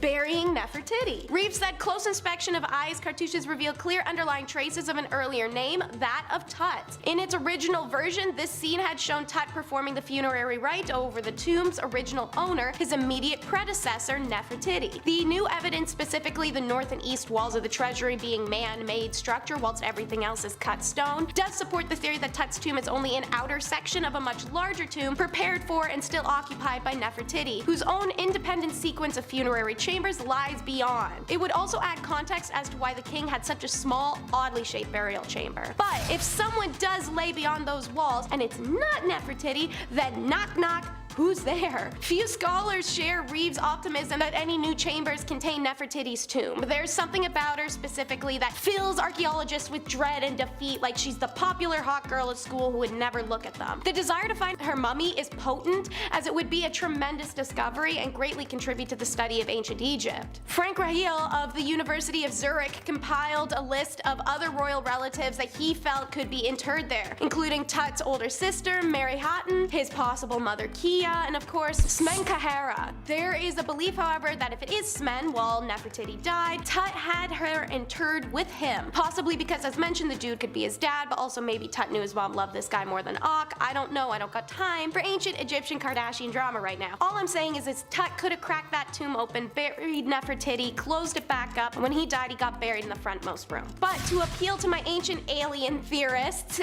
is it alien matter? On the flip side of educated leaps, we have alien conspiracy. Egypt's own antiquities ministry announced a few years ago that there were signs of extraterrestrial activity discovered after some radar scans of King Tut's tomb. The radar scans, according to French archaeologist Avril Sapp, refuted theories that Queen Nefertiti's tomb is hidden beyond that of King Tut, and instead revealed weird and extraterrestrial material appeared to resemble a body. However, both Sapp and unnamed antiquity officials refused to answer questions concerning whether or not it could be alien remains. But the AO did confidently boast they could not even come up with something like this in the National Treasure or Indiana Jones movies. This is revolutionary. We don't know what there is, but we've never seen results like this before, said Sapp, who coincidentally discovered dinosaur bones in the Pyramid of Giza a few years ago on April 1st, 2014. Whatever's inside of there could hold secrets to everything behind ancient Egyptian history and technology. Egypt will continue to conduct radar testings and scannings to determine how to enter the hidden chamber without damaging anything inside. Next on the roster, how do you die? One important question that's likely never going to be answered by anything that might be contained in newly discovered chambers is how Tut died. Let's run through some of the many options, shall we? Was it A, King Tut's knee was broken so badly that it was a compound, the bone piercing the skin and causing massive bleeding? Although a fatal leg fracture fits the idea that Tut had died abruptly, it cannot be stated for medical certainty that the fracture occurred while Tut was alive. It's possible his knee was broken after death. Was it B, Tut's death was caused by an infection that resulted from said fracture? Not the result of a chariot crash, by the way, since Tut's physical impairments would have made chariot racing impossible. His immune system was weakened from several bouts of malaria. But maybe it was C, Tut may have been killed by an elderly chief advisor and successor Ai. An x-ray of his skull revealed calcified blood clot at the base, and it could have been caused by a blow from a blunt instrument. Or maybe it's D. New analysis of CT scans from 03 show Tut was embalmed with without his heart and anterior chest wall, structures that couldn't have been removed by tomb robbers or anyone else. The assumed cause was an extensive crushing and tearing injury like the bite of a hippopotamus. Despite not knowing how he died, we know after he did, there was a big ol' succession mess. Post-Tut, the pharaoh plot gets all dicey. Hormuzd was the chosen heir for the throne and was off waging war against the Hittites. The coup theory for Tut's death revolved around his elderly chief advisor Ai, because we do not know how or why a high official like him came to be king of Egypt otherwise. He definitively stole the crown and throne from Hormuzd in his absence though. Ancient letters suggest that either Nefertiti or, more likely, Tut's widow Akhenaten was desperate to prevent Ai from becoming pharaoh and asked the king of the Hittites, who they were at literal war with, to send a prince who could marry her and rule Egypt. An and Nefertiti are erased from history around that time. During his short reign, King Ai tried in vain to achieve peace with said Hittites, while also simultaneously trying to prevent Hormuzd, the true regent of Tut, from seizing the throne while he's alive and after he died. To do so, he named an heir, an army commander named Nakhemti, who we know as perhaps to be Ai's own grandson. As you can imagine, Nakhemti became Hormuz's great rival, but Ai's successor would finally be Horem when his 3-year reign ends. Horem would then rule for nearly 30 years and then remove all known history of Tut, An, Taa, Nefertiti, and Tut's father, Akh. Now that's a mystery as to why. And while we're on the topic, where is An? For over 3,000 years, her life has been a mystery to us and mostly made up of bizarre facts and strange omissions, like that despite being the third daughter of the pharaoh, she was once his wife too, before marrying her half-brother Tut.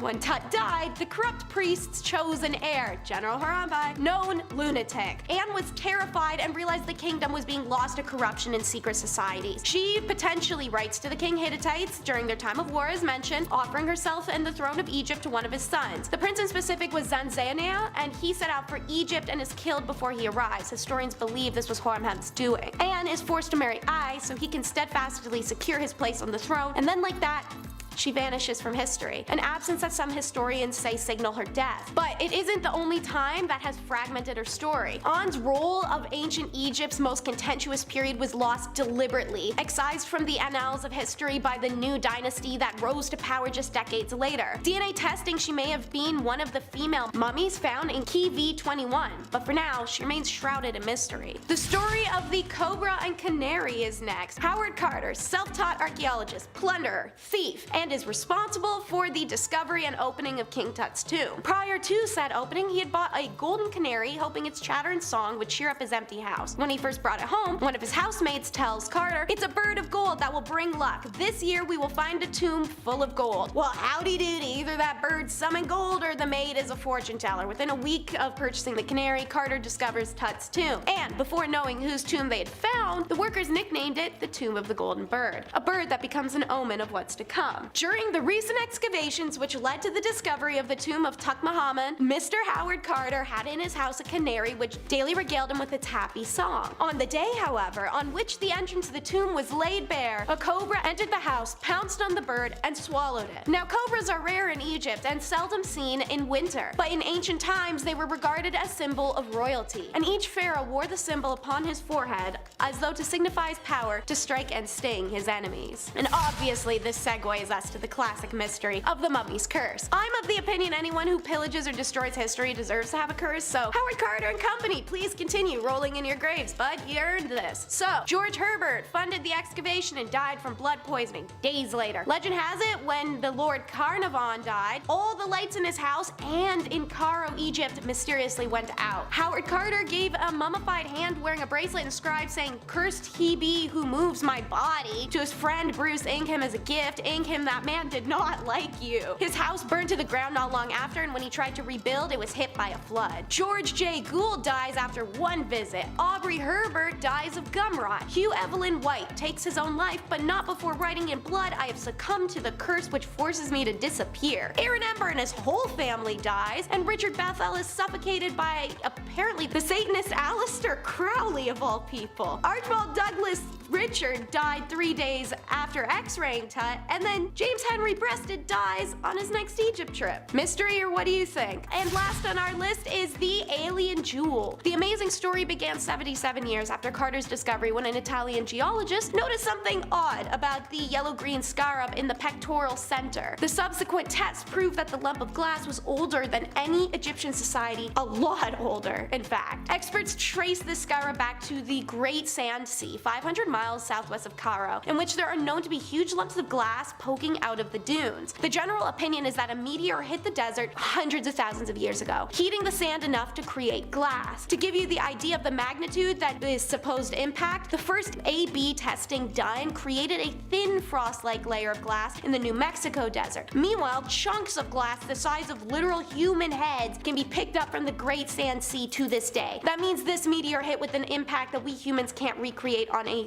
different type of scale. But there's no evidence of a meteor that has ever struck the desert. If this glass is of meteoric origin, then there should be a crater of that age, says Boston University Farouk al-Baz. But no crater, let alone partially fused or a serial piece, has ever been found. This suggests the less exciting origin, a supersaturated lake of silica that slowly dried into a natural glass hard enough to resist a scalpel mark. What do you think? Mystery glass from aliens or no? One, we gonna start with, why are you so stingy? You literally live in a castle. You have gold doubloons like an effing pirate, priceless spices stolen from foreign lands, and gemstones harvested fresh from the earth. But you're gonna have us measure every loaf of bread so they're the exact same? Back in the late 1500s, Viscount Montagu demanded meticulous records of every expenditure. The clerk of the kitchen was a crossbreed between an extreme couponer and a professional nitpicker, who had to provide the cooks with the ingredients for every meal in exact amounts for each person to be served, and ensure that each plate had the exact same weight and proportions laid upon it. Among his many duties was also to ensure every wheat loaf that went in the oven weighed 18 ounces and was 16 ounces when it was taken out. What happens if they weighed more or less? Off to the bread breaking wheel, or maybe the sourdough slow slicer, off to the steak for a little French toasting,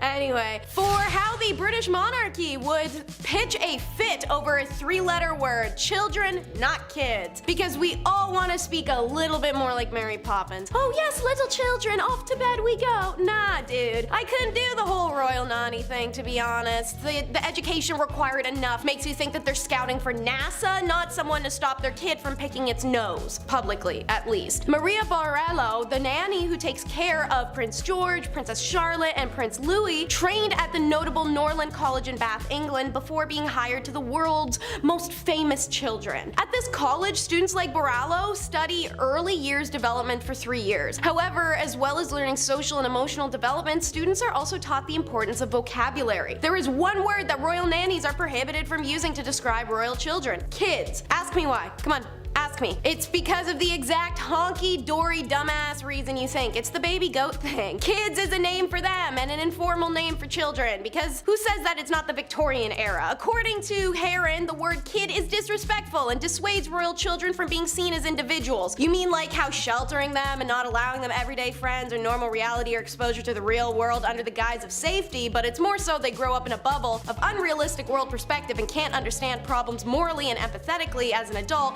only in a political sense. You mean like that? Sounds like what they're doing. And speaking of the Windsors, did y'all know Charles specifically sucks? A lot of kings imposed a lot of rules for their servants, but something about King Charles gets the most under the skin. Maybe it's because he had some pretty frivolous, unrealistic asks for a man who just got the throne this year. So listen to his tea procedure alone. Charles is very particular for how his tea is served when he's visiting the Paladinian house. When preparing the tea, you must use a teaspoon measurement of tea leaves per cup, and then there must be an exact temperature of 7 degrees Celsius for green tea and 100 degrees Celsius for Earl Grey or English breakfast. The prince's hot beverage must also be checked with a thermometer before being served, and honey should always be used to sweeten the tea rather than sugar. When serving the tea to the prince, the teaspoon should be situated precisely to the right underneath of the handle of the cup. Clive Goodman, a royal reporter for News of the World, claimed that Prince Charles does nothing himself. He described the morning scene in which Charles gets ready for the day, but all the preparation is done for him. He gets up in the morning, his bathrobe is there waiting for him. He walks into the bathroom, the bath is drawn for him already. Even when he gets out of the bath, the towel is already folded in a special way, so he just has to sit in it and wrap it around himself. Then he goes into the dressing room, his clothes are laid out for him, even his socks, left and right, are in the exact right spot. Charles even has valets squeeze 1 inch of toothpaste onto his toothbrush every morning. If anyone gets anything wrong, everyone is scolded. Gosh, and I'm sure y'all remember the viral video of him from September of 2022 forcing a servant to come clear off the desk of like 3 pieces of paper because he couldn't have done it himself. Since that highly debated viral clip was mentioned, I'll make the next point about how gratitude is implied, which it's most definitely not. I don't see a lot of gratitude coming from royal families. There is endless videos and pictures of these sour-faced monarchs harassing and devaluing the endless service they have accompanying them. Let me hit y'all with an iconic example. Have you seen Downton Abbey? Most folks have. Have you ever noticed one of their royal or aristocratic characters ever say thank you to their servants? No? And that's an intentional detail, as it's been a long since unspoken, at least in British monarchy, that servants are best unthanked and unheard. Now, Alistair Bruce in the BTS documentary about the TV show series explained his perspective, that the servants did everything for their masters, and if thanks were given, it would be necessary to say them at least 60 times a day. That would be, as the English say, tiresome. It does stand that servants are not required to be thanked no matter if they just tied your shoe or wipe your ass. You as a royal have the right to just scoff and point and expect results. But at least one royal who can't verbally berate you is the revered royal pets. Multiple royal houses and their respective rulers have decided to use these rules and servants to treat their pets as an extension of themselves. By personifying them, even just trimming a corgi's nails too short could get you proverbially beheaded and definitively fired. Some famous examples of royals who have servants service their pets are Queen Elizabeth II staged a funeral for a chameleon, and an Indian ruler Muhammad Khan threw a lavish elaborate wedding for his dog. Louis of France took being a cat person to a whole other level and basically turned Versailles into a giant breeding ground. Charles II of England issued a royal law that his iconic King Charles Spaniels, which are obviously named after him, have license to walk anywhere in the kingdom without harassment, even Parliament. And of course, who can forget Caligula, who appointed his favorite horse, Icarus, as an official senator. But I'd have to say, I imagine there's not much worse than food tasting. Normally, you'd be able to think this wouldn't be so bad. Wrong, let me make it worse. So obviously, they're tasting it for poison and other tricky little substances that could take down a king. What if the soup was laced with arsenic? How easy is it to slip into the kitchen and lace the king's food with belladonna or hemlock? The food tester was always a servant, or sometimes even a slave, or a prisoner. And if you think about those status of those people, well, they were eating mush flour and bone broth and then calling it a day. Given the opportunity to be a food taster means the literal taste of luxury. The only effed part is the first bite of flavorful rice you're ever going to eat in your life, you're going to immediately die. Maybe. It'd be enough for you to put off eating any meal you didn't prepare yourself, and there'd be no way of knowing if the food was deadly until after you've eaten it. In 1594, there was a plot to poison Queen Elizabeth, apparently the King of Spain, as the Spanish were enemies of England at the time. A group of Portuguese men had agreed to carry out the dirty work, including the Queen's own physician, Rodrigo Lopez. Once the plot was uncovered, all men were executed. And it's not just our ancient royals that brought people on to do this task. Naturally, President Putin has a food taster as part of his security team. No hoovering, which is British for don't vacuum. In 2011, Royal Servants was uploaded to YouTube, a documentary that gave insight into what it's like working for the royal family, including accounts from former butlers, chefs, nannies, and footmen. To quote the narrator, the best servant is one that is neither seen nor heard. The royal family demand the most professional servants in the world, the kind of servants that would rather die than make a mistake. She continues on in this not pretentious at all breakdown, saying that behind the scenes, butlers lay out clothes, footmen carry early morning trays, and cleaners sweep carpets, lest royal ears are offended by vacuum cleaners. One rule cleaners must follow is that they have to sweep the floors instead of hoovering them, because the sound may be too loud, especially in the early morning. I don't know if you guys have seen these palaces, but they're about 110% red carpet, and it's not that cheap kind. This stuff probably holds onto dirt the way your home homie holds on to their cheating ex. Not being permitted to use such modern inventions makes their job not even a little, but a lot more difficult. Immensely. They have to quite literally sweep the carpets, the most ineffective way to clean a carpet that's tacked into the ground. And they're already being held at a higher standard than really any other servant on earth. But don't forget, after you're done measuring the carrots, you feed the horses, and sweeping a carpet, you also have to kiss the linens. Whichever unfortunate servant was tasked with making Henry VIII's bed after he woke up in the morning was then required to kiss every part of the linen to prove he hadn't smeared poison on them. What? Don't get me wrong, Henry was like intensely and increasingly paranoid. You can go check my recent video, Top 10 King Henry VIII Facts You Never Knew, to learn more about his whole mess. But anyways, someone screws the pooch. Pretty sure it's Ambroise Parche, the 16th century French royal physician, who once wrote, "Now poisons do not only kill being taken into the body, but some being put or applied outwardly." And now this delusional hypochondriac finds out the poison can sink in through his skin, not just be ingested, and he insists on this gross ritual. In an era where sheets don't get washed, and he doesn't wash, and he's all sweaty and gouty, and banging tons of biddies in that bed. Imagine having to kiss those sheets every morning. That's the real poison. R.I.P. dude. Mint essence oil under the nose, and I'm just praying for you. When the standard of hygiene is so low, your only request is that X marks the spot. Eleanor Harmon, the author of The Royal Art of Poison, says royal palaces, some courtiers don't even bother to look for a chamber pot, but just dropped their britches and did their business. All of their business. All of it. All of it in the staircases, the hallways, or the fireplaces. In Versailles, women just pulled up their skirts to pee where they stood, and some men urinated off the balustrade in the middle of the royal chapel. The smelly truth is that Hampton Court, that of Henry VIII, was not well equipped to serve the bodily needs of hundreds upon hundreds of servants. During the king's boisterous banquets, busy servants regularly needed the call of nature, so they relieved themselves in hidden hallway corridors or on sizzling fireplaces that were cooking the food. I need a minute with that one. Anyways, the walls reeked of urine so badly that according to historian Lucy Worsley in her book If Walls Could Talk, the palace management would have had crosses chalked into the walls with the hope that people would be reluctant to desecrate a religious symbol. That's right. While servants were always encouraged to pee in vats, so their urine could be used to clean later, to keep servants and courtiers from urinating on the garden walls, Henry had large crosses painted in problem spots, I guess. But instead of deterring men from relieving themselves, what it did was literally give them a target. To fix the problem, Henry VIII then realized he had to make bathrooms, so he constructed a giant toilet block by the River Thames called the Great House of Easement. And of course, last but not least, fresh out the kitchen of Henry VIII is Dee's roasted chestnuts. King Henry VIII's kitchen at Hampton Court Palace was one of the largest kitchens in Europe, and obviously it would have had to be to service the banquets of grandeur I was just talking about. There were huge wood fireplaces producing an average of 800 to 1,000 meals in a day, courtesy of just a mere 200 cooks. Naturally, that amount of ovens and that amount of cooks in the kitchen, yeah, it's downright cozy. And the average of 1.3 million logs were burned, creating a hellish atmosphere, leaving the cooks drained and drenched in sweat. From roasting meats to boiling cauldrons, the kitchen of Henry VIII was no less than passing as the underworld. So, what happened in all this heat, dare say? Did they crack a window? Did they get some ice? Take a smoke break, maybe? Nah, the cooks just took off all their clothes to tolerate the temperature while it's cooking. Just to reiterate,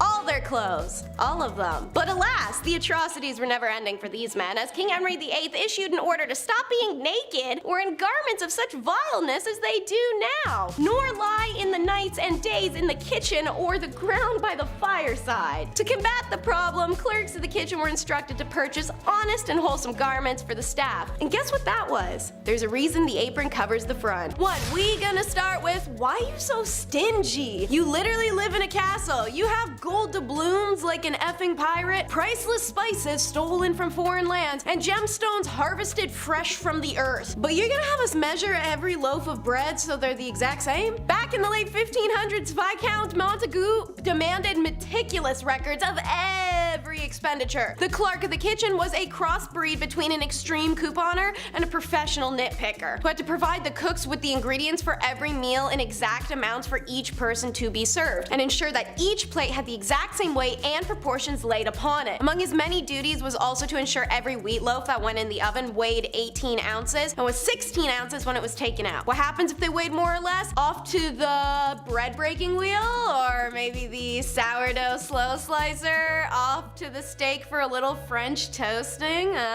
Anyway, for how the British monarchy would pitch a fit over a 3-letter word: children, not kids. Because we all want to speak a little bit more like Mary Poppins. Oh yes, little children, off to bed we go. Nah, dude, I couldn't do the whole royal nanny thing, to be honest. The education required enough makes you think that they're scouting for NASA, not someone to stop their kid from picking its nose. Publicly, at least. Maria Borello, the nanny who takes care of Prince George, Princess Charlotte, and Prince Louis, trained at the notable Norland College in Bath, England, before being hired to the world's most famous children. At this college, students like Borello study early years development for 3 years. However, as well as learning social and emotional development, students are also taught the importance of vocabulary. There is one word that royal nannies are prohibited from using to describe royal children: kids. Ask me why. Come on. Ask me. It's because of the exact honky-dory dumbass reason you think. It's the baby goat thing. Kids is a name for them and an informal name for children, because who says that it's not the Victorian era? According to Heron, the word kid is disrespectful and dissuades royal children from being seen as individuals. You mean like how sheltering them and not allowing them everyday friends or normal reality or exposure to the real world under the guise of safety, but it's more so they grow up in a bubble of unrealistic world perspective and can't understand problems morally and empathetically as an adult, only in a political sense. You mean like that? Sounds like what they're doing. And speaking of the Windsors, did y'all know Charles specifically sucks? A lot of kings imposed a lot of rules for their servants, but something about King Charles gets the most under the skin. Maybe it's because he had some pretty frivolous, unrealistic asks for a man who just got the throne this year. So listen to his tea procedure alone. Charles is very particular for how his tea is served when he's visiting the Paladinian house. When preparing the tea, you must use a teaspoon measurement of tea leaves per cup, and then there must be an exact temperature of 7 degrees Celsius for green tea and 100 degrees Celsius for Earl Grey or English breakfast. The prince's hot beverage must also be checked with a thermometer before being served, and honey should always be used to sweeten the tea rather than sugar. When serving the tea to the prince, the teaspoon should be situated precisely to the right underneath of the handle of the cup. Clive Goodman, a royal reporter for News of the World, claimed that Prince Charles does nothing himself. He described the morning scene in which Charles gets ready for the day, but all the preparation is done for him. He gets up in the morning, his bathrobe is there waiting for him. He walks into the bathroom, the bath is drawn for him already. Even when he gets out of the bath, the towel is already folded in a special way, so he just has to sit in it and wrap it around himself. Then he goes into the dressing room, his clothes are laid out for him, even his socks, left and right, are in the exact right spot. Charles even has valets squeeze 1 inch of toothpaste onto his toothbrush every morning. If anyone gets anything wrong, everyone is scolded. Gosh, and I'm sure y'all remember the viral video of him from September of 2022 forcing a servant to come clear off the desk of like 3 pieces of paper because he couldn't have done it himself. Since that highly debated viral clip was mentioned, I'll make the next point about how gratitude is implied, which it's most definitely not. I don't see a lot of gratitude coming from royal families. There is endless videos and pictures of these sour-faced monarchs harassing and devaluing the endless service they have accompanying them. Let me hit y'all with an iconic example. Have you seen Downton Abbey? Most folks have. Have you ever noticed one of their royal or aristocratic characters ever say thank you to their servants? No? And that's an intentional detail, as it's been a long since unspoken, at least in British monarchy, that servants are best unthanked and unheard. Now, Alistair Bruce in the BTS documentary about the TV show series explained his perspective, that the servants did everything for their masters, and if thanks were given, it would be necessary to say them at least 60 times a day. That would be, as the English say, tiresome. It does stand that servants are not required to be thanked no matter if they just tied your shoe or wipe your ass. You as a royal have the right to just scoff and point and expect results. But at least one royal who can't verbally berate you is the revered royal pets. Multiple royal houses and their respective rulers have decided to use these rules and servants to treat their pets as an extension of themselves. By personifying them, even just trimming a corgi's nails too short could get you proverbially beheaded and definitively fired. Some famous examples of royals who have servants service their pets are Queen Elizabeth II staged a funeral for a chameleon, and and an Indian ruler Muhammad Khan threw a lavish, elaborate wedding for his dog. Louis of France took being a cat person to a whole other level and basically turned Versailles into a giant breeding ground. Charles II of England issued a royal law that his iconic King Charles Spaniels, which are obviously named after him, have license to walk anywhere in the kingdom without harassment, even Parliament. And of course, who can forget Caligula, who appointed his favorite horse, Icarus, as an official senator. But I'd have to say, I imagine there's not much worse than food tasting. Normally, you'd be able to think this wouldn't be so bad. Wrong, let me make it worse. So obviously, they're tasting it for poison and other tricky little substances that could take down a king. What if the soup was laced with arsenic? How easy is it to slip into the kitchen and lace the king's food with belladonna or hemlock? The food tester was always a servant, or sometimes even a slave, or a prisoner. And if you think about those status of those people, well, they were eating mush flour and bone broth and then calling it a day. Given the opportunity to be a food taster means the literal taste of luxury. The only effed part is the first bite of flavorful rice you're ever going to eat in your life, you're going to immediately die. Maybe. It'd be enough for you to put off eating any meal you didn't prepare yourself, and there'd be no way of knowing if the food was deadly until after you've eaten it. In 1594, there was a plot to poison Queen Elizabeth, apparently the King of Spain, as the Spanish were enemies of England at the time. A group of Portuguese men had agreed to carry out the dirty work, including the Queen's own physician, Rodrigo Lopez. Once the plot was uncovered, all men were executed. And it's not just our ancient royals that brought people on to do this task. Naturally, President Putin has a food taster as part of his security team. No hoovering, which is British for don't vacuum. In 2011, Royal Servants was uploaded to YouTube, a documentary that gave insight into what it's like working for the royal family, including accounts from former butlers, chefs, nannies, and footmen. To quote the narrator, the best servant is one that is neither seen nor heard. The royal family demands the most professional servants in the world, the kind of servants that would rather die than make a mistake. She continues on in this not pretentious at all breakdown, saying that behind the scenes, butlers lay out clothes, footmen carry early morning trays, and cleaners sweep carpets, lest royal ears are offended by vacuum cleaners. One rule cleaners must follow is that they have to sweep the floors instead of hoovering them, because the sound may be too loud, especially in the early morning. I don't know if you guys have seen these palaces, but they're about 110% red carpet, and it's not that cheap kind. This stuff probably holds on to dirt the way your homie holds on to their cheating ex. Not being permitted to use such modern inventions makes their job not even a little, but a lot more difficult. Immensely. They have to quite literally sweep the carpets, the most ineffective way to clean a carpet that's tacked into the ground. And they're already being held at a higher standard than really any other servant on earth. But don't forget, after you're done measuring the carrots, you feed the horses, and sweeping a carpet, you also have to kiss the linens. Whichever unfortunate servant was tasked with making Henry VIII's bed after he woke up in the morning was then required to kiss every part of the linen to prove he hadn't smeared poison on them. What? Don't get me wrong, Henry was like intensely and increasingly paranoid. You can go check my recent video, Top 10 King Henry VIII Facts You Never Knew, to learn more about his whole mess. But anyways, someone screws the pooch. Pretty sure it's Ambroise Parche, the 16th century French royal physician, who once wrote, "Now poisons do not only kill being taken into the body, but some being put or applied outwardly." And now this delusional hypochondriac finds out the poison can sink in through his skin, not just be ingested, and he insists on this gross ritual. In an era where sheets don't get washed, and he doesn't wash, and he's all sweaty and gouty, and banging tons of biddies in that bed. Imagine having to kiss those sheets every morning. That's the real poison. R.I.P. dude. Mint essence oil under the nose, and I'm just praying for you. When the standard of hygiene is so low, your only request is that X marks the spot. Eleanor Harmon, the author of The Royal Art of Poison, says royal palaces, some courtiers don't even bother to look for a chamber pot, but just dropped their britches and did their business. All of their business. All of it. All of it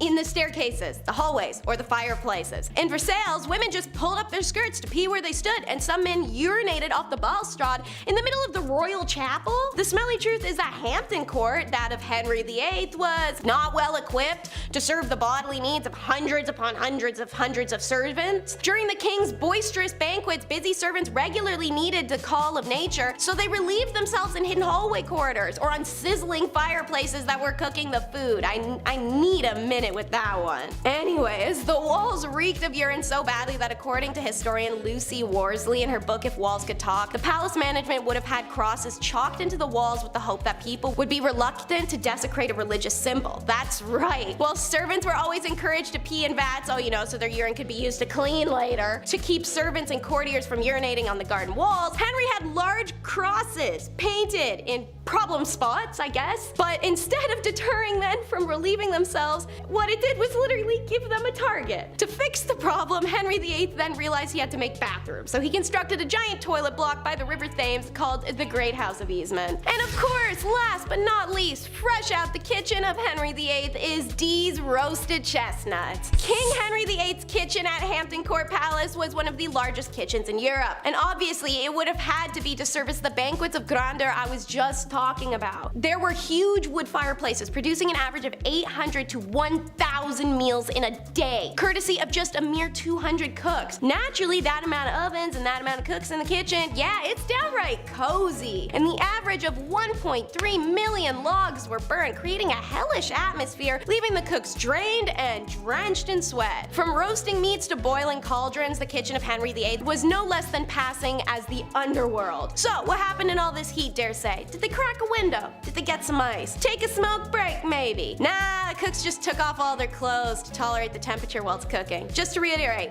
all their clothes. All of them. But alas, the atrocities were never ending for these men, as King Henry VIII issued an order to stop being naked or in garments of such vileness as they do now, nor lie in the nights and days in the kitchen or the ground by the fireside. To combat the problem, clerks of the kitchen were instructed to purchase honest and wholesome garments for the staff. And guess what that was? There's a reason the apron covers the front. Legal bet. The best example of this is One-Way Ticket. If you've watched some of our other pharaoh videos before, you may know the reason their tombs are so packed full of art and treasure, but also carriages and beds and forks and snacks, genuinely just random living equipment, is because the Egyptians ran on the belief that after death, you continued to live life. So, you need all the stuff that you had in your regular life if you wanted to maintain your comfort and not have to rebuy or rebuild everything. So, if you're an everyday person, yeah, they may toss your toothbrush and your teddy bear in there, but pharaohs were used to a more personal, larger commodity: people. Servants and concubines and serfs, all of these people were considered possessions as well. So,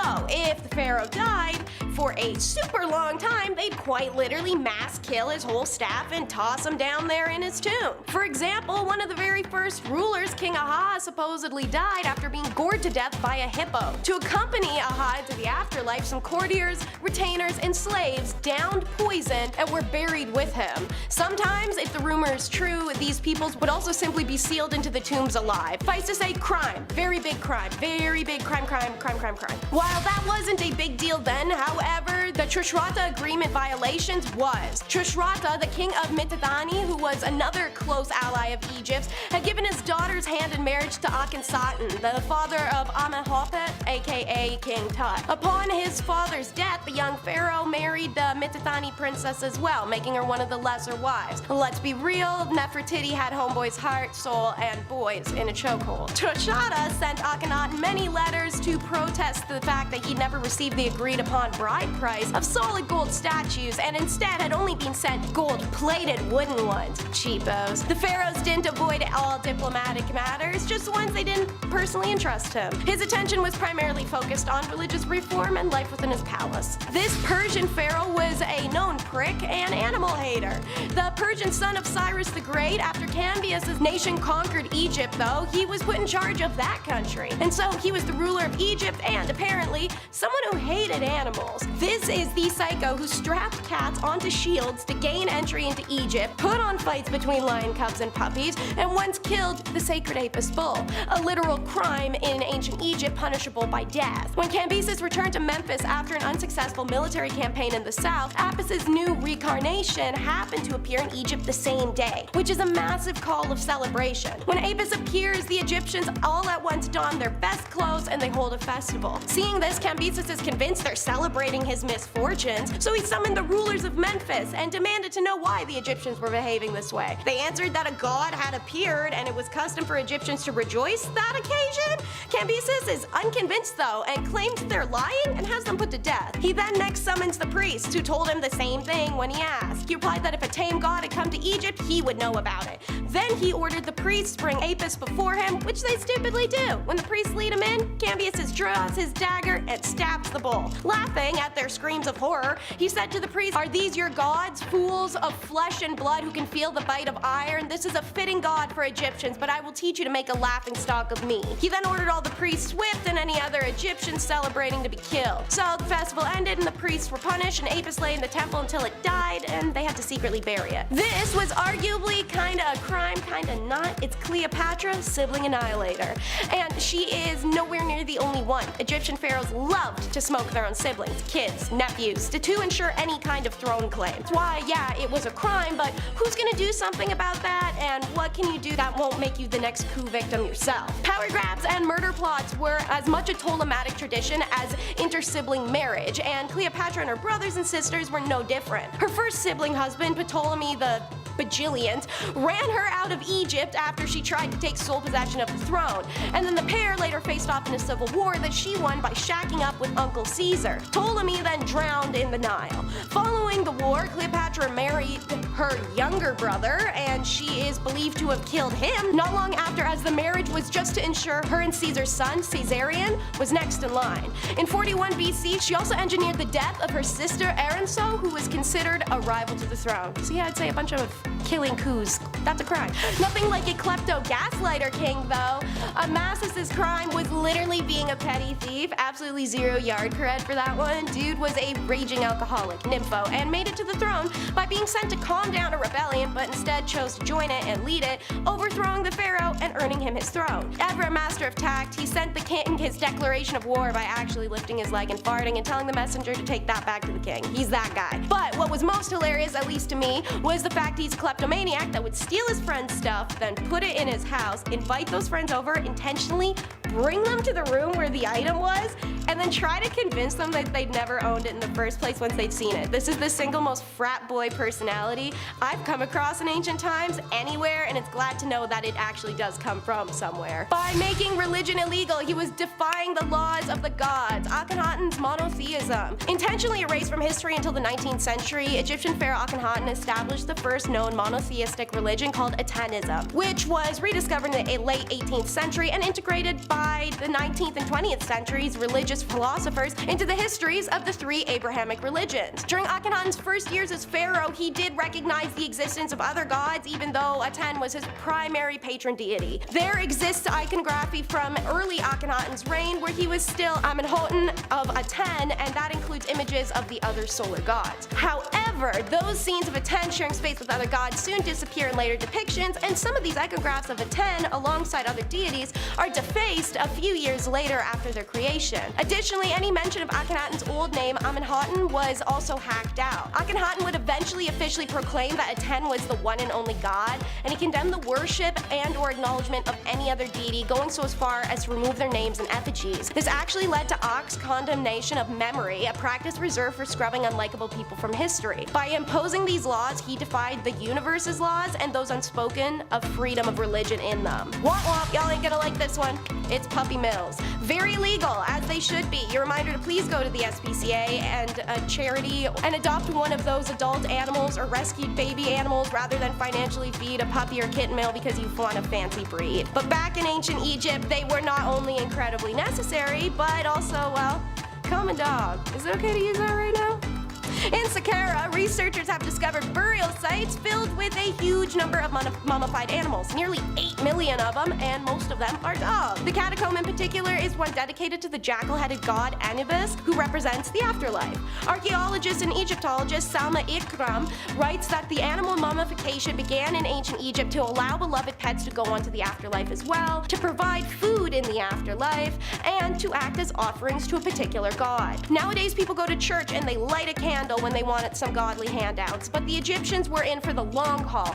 One little flame isn't enough, so instead they would offer a mummified dog. To get a mummified dog, well, Ikram says the huge number of mummified dogs implies, if not completely confirms, the existence of ancient Egyptian puppy mills. As, quote, you don't get 8 million mummies without having puppy farms, and some of these dogs were killed deliberately so that they could be offered. So for us, that really seems heartless, but for the Egyptians, they felt that the dogs were going straight up to join the eternal pack with Anubis, and so they were going off to a better thing. 2,000 years later, Alex is facing his crimes. During his stay in Egypt, Alexander the Great was proclaimed the new pharaoh. He received historic titles associated with the position, such as the son of Ra and beloved of Amun. Whether Alexander also received the elaborate coronation ceremony at Memphis, however, is debated. But what won't be is him being on this list. Fight me all. Although he was in control of Persia by 330 BC, a very drunk and very angry, he stripped royal treasuries as he went through the country and captured Persia's capital, Persepolis, burning it to the ground in a final act of revenge against Persia with all the treasures inside. Alexander the Great's Macedonian army then pillaged the city, destroyed the palace complex, killed almost every single civilian, and then violated and stole the women. So, 2,377 years later, on the 26th of October 2022, Alexander the Great stood trial for war crimes at the UK Supreme Court. He was charged with 4 counts of violation of laws and customs of war during the raising and conquest of Persepolis. The prosecution argued that Alexander was a war criminal who committed atrocities at Persepolis as a deliberate political act. The defense argued that the burning of Persepolis was not politically motivated, rather it was merely tragic consequence of his drunken behavior. And shockingly, the jury acquitted him on all 4 counts of war crimes.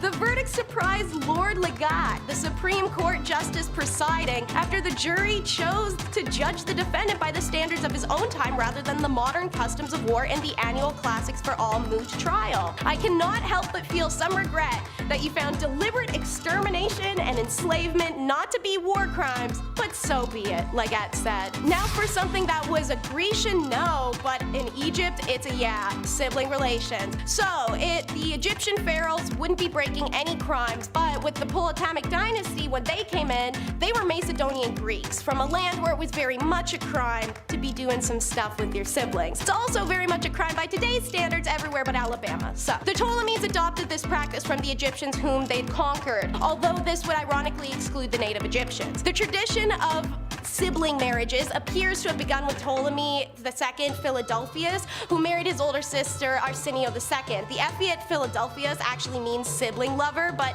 they kept it clean. It wasn't until the union of Ptolemy III and Arsenio III that this custom of interfamily marriage resulted in the first birth of an heir. All earlier heirs to the Egyptian throne in the Ptolemaic Dynasty had been from the side wives. As noted by historian Sheila L. Agar, the Greeks clearly believed that interfamily relations were repugnant not only to the gods, but to all right-thinking individuals. Given that the Greek literature sees it as one of the greatest taboos, things did not turn out well for Oedipus after all. There has been a protracted scholarly debate as to why the Ptolemies engaged in it. One of the primary explanations is they were influenced by the local culture. However, the practice of sibling marriage may have also bolstered their legitimacy as authentic pharaohs in the eyes of their Egyptian subjects. Despite this, even though other Greek families had moved to Egypt were also marrying cousins, there is a tendency to blame the Egyptians for the Ptolemaic issue. Now, the insane way in which Cleo learned the toxic limits. Alexandria became a prestigious center of learning and the first medical center of the ancient world. As the last member of the Ptolemaic dynasty, Cleopatra inherited the throne, but also the great inclination of the Ptolemies towards medicine and science. Attracted by knowledge of venoms and poison, Cleopatra began to test them on condemned prisoners to see the different reactions produced in the body and found toxic limitations. By tricking or directly forcing the prisoners into testing these poisons and mixes, Cleo learned oral poisons would cause disturbances such as painful spasms, nausea, abdominal cramps, and slow ends. She even had set snakes on prisoners in order to compare the major effects of venomous snake bites caused by the various species in Egypt, such as vipers or elapids. It has been said that Cleopatra used the cobra to take her own life because it would also make sense in some Egyptian mythology, being associated with the sacred uraeus worn by the pharaohs. However, there are several problems with this theory, and some scholars argue when she she decided to take her life, using the information from testing these poisons, she would use a poison that would make sense, that given the possibility to choose the best one, to have a quick and relatively pain-free death. Mr. Unpopular, Xerxes I, is number 10. Xerxes is one of 2 pharaohs on the list who wasn't actually Egyptian, and it ultimately puts homie in some hot water. He ruled during the 27th dynasty, whilst Egypt was a part of the Persian Empire, having the throne from 486 to 465 BC. These Persian kings were acknowledged as a pharaoh despite not being Egyptian, so Xerxes the Great, as he was known, earns a place on our list by virtue of fame. He wasn't so great to the Egyptians though. He had a disregard for their traditions and religious beliefs and allocated funds away from their temple. He also banged his niece and gave her the robe that his wife had made for him, so his wife had her sister-in-law mutilated as revenge. It was this whole big scandal. But it caused Xerxes' brother to try and usurp him, something that Xerxes was already dealing with constantly, as back at home in Babylonia, as well as in Egypt, people were trying to steal the throne away from him, causing him to ping-pong back and forth between the 2 places. When he wasn't doing that, Xerxes was failing disastrously at trying to invade Greece. Eventually, the embarrassment of his consistent failure to do so and the endless coup attempts on him was a bit too much, and Xerxes abandoned the Egyptian throne. His failed attempts to invade Greece ensured that his portrayal by Greek historians, and by extension the film 300, hasn't been very kind. Number 9 is a famous hussy, Ramses II.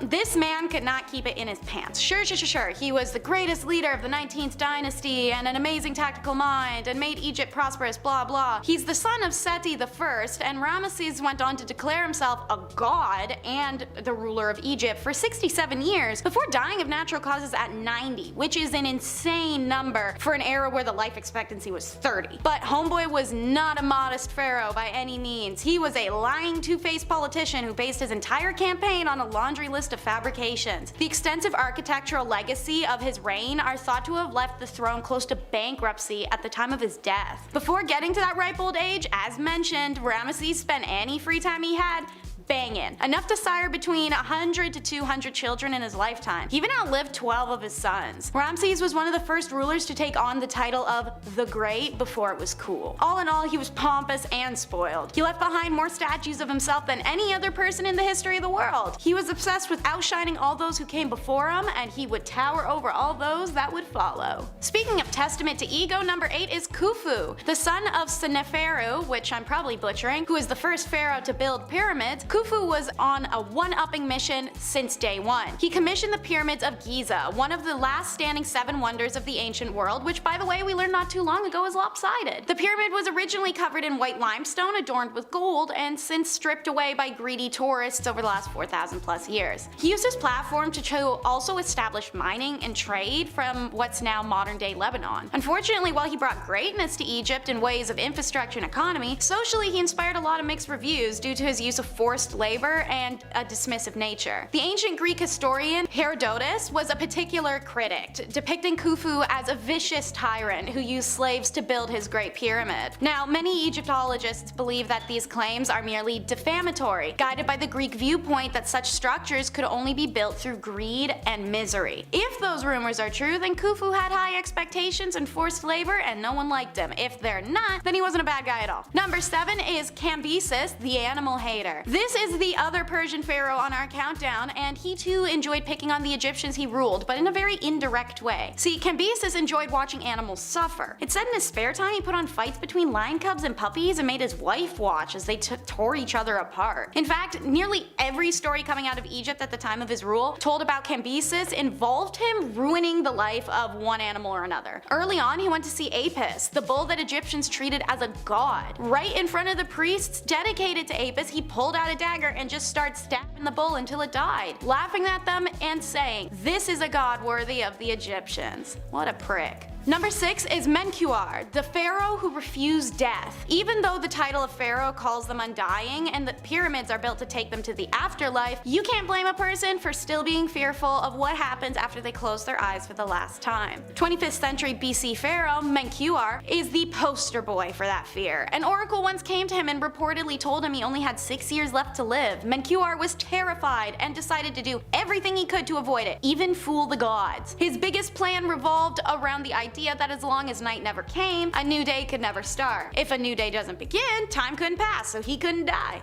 right? Right. Anyways, on this basis, for the rest of his life, he lit up all the lamps he could and convinced himself it was always daytime. He would not sleep and forced countless serfs to suffer with him this way. Every night, he stayed up drinking and celebrating the success until the day he died, because the gods will always have the last laugh. Sorostus, the Genital King, is number 5. Why Genital King? Well, aside from being one of the greatest military commanders in Egyptian history, he commemorated his success in a unique way, by setting up a big pillar with a picture of someone's genitals on it. Male or female, he wasn't picky. He sent warships and troops to every corner of the known world and stretched his kingdom further than anyone else ever had, leaving these pillars on sites of every battleground. Aside from genitalia, the pillars were of course ingrained with how he had subdued his enemies, and how certain he was that the gods were in favor of his invade everyone policy. Quite cocky of him. The genitals depicted were based off of how valiantly their opponents had fought their invasion. Male depiction indicated that they were strong and brave soldiers, but the female depiction, well, it meant the word that we are all thinking. These pillars were left all across the continent, and they stood the test of time. 1500 years later, after being erected, they still stand in Syria, engraved with the genitals of failure. Look up the word spoil and you'll see number 4 is Pepe II. He was the longest ruling Egyptian monarch, surviving 94 years on the throne. The first half of this rule, he brought prosperity and grandeur to Egypt. Second half, nowhere close. In fact, it's the mark of the sharp decline of the old kingdom of Egypt, as economic disarray was due to him virtually having no oversight. Pepe was made pharaoh in his early teen years, so naturally he got the spoiled brat treatment from mommy. A great example is shortly after being crowned, an explorer sent to trade and collect ivory, ebony, and other precious items had written him a letter reporting that he had met a dancing pygmy. Why? This is the greatest thing Pepe had ever heard! He had to see it for himself. So he demanded its transport back immediately and to abandon all precious materials they'd gathered in return for a high reward. Well, he got his dancing pygmy, and he got pretty much everything he's ever asked for. He learned to accept that he was more important than other people. By the time he'd grown up, he was so corrupt that he made his serfs strip naked, cover themselves in honey, and follow him around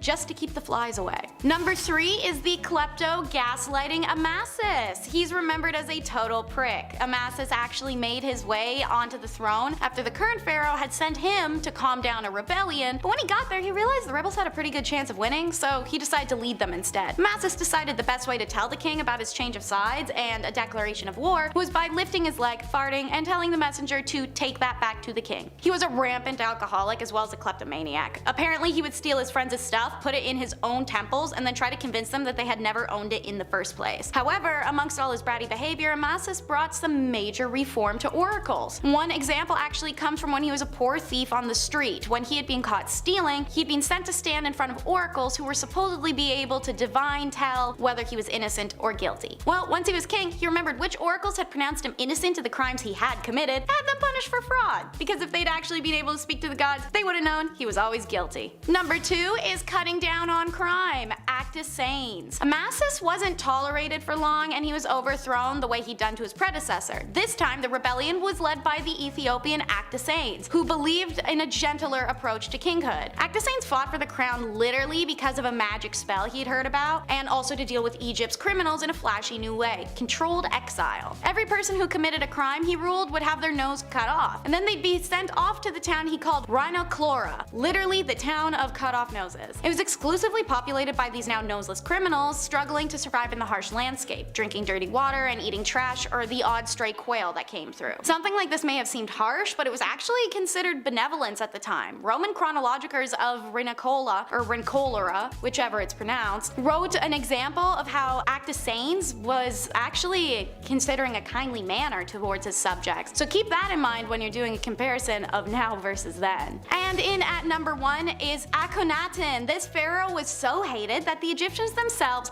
wiped his name out of history. Born Amenhotep, he changed his name to I'm gonna call him Ak, in accordance with this radical monotheistic drive. His new name meant that he is of service to the Aten, in honor of what he believed to be the one true god, Aten, the sun god. Ak did everything in the name of this sun god. He moved Egypt's capital from Thebes to Amarnia, and then renamed it in Egyptian to mean Horizon of Aten, and then he ordered a new capital city be built there. He chose the site because it was uninhabited. It was not the property of anyone else except Aten. He moved an estimated 20,000 people into this developing city and forced them to build it. These people had to push through everything. Based on the bones found in the town's cemetery, more than 2/3 of his workers broke a bone while they're working, and a good 1/3 of them broke their spines. Almost everyone was malnourished. When he enforced monotheism, Ak failed to realize that the temples of Egypt were the national socio-economic and cultural hubs. It was the gods' priests that oversaw the industries of agriculture and craftsmanship through their patronage, and they who served as pillars of their communities. So by stripping these temples of authority, he caused Egypt's biggest recession, and an entire empire nearly collapsed because of him. So it's no wonder after his death, Egypt immediately went back to polytheism, and they also abandoned the new city he'd made them build. They destroyed his statues, his effigies, his monuments, and they removed him from their list of kings and history books. In fact, they did this so efficiently that we didn't really even know about him until his remains were found all alone in the city he had forced his subjects to create.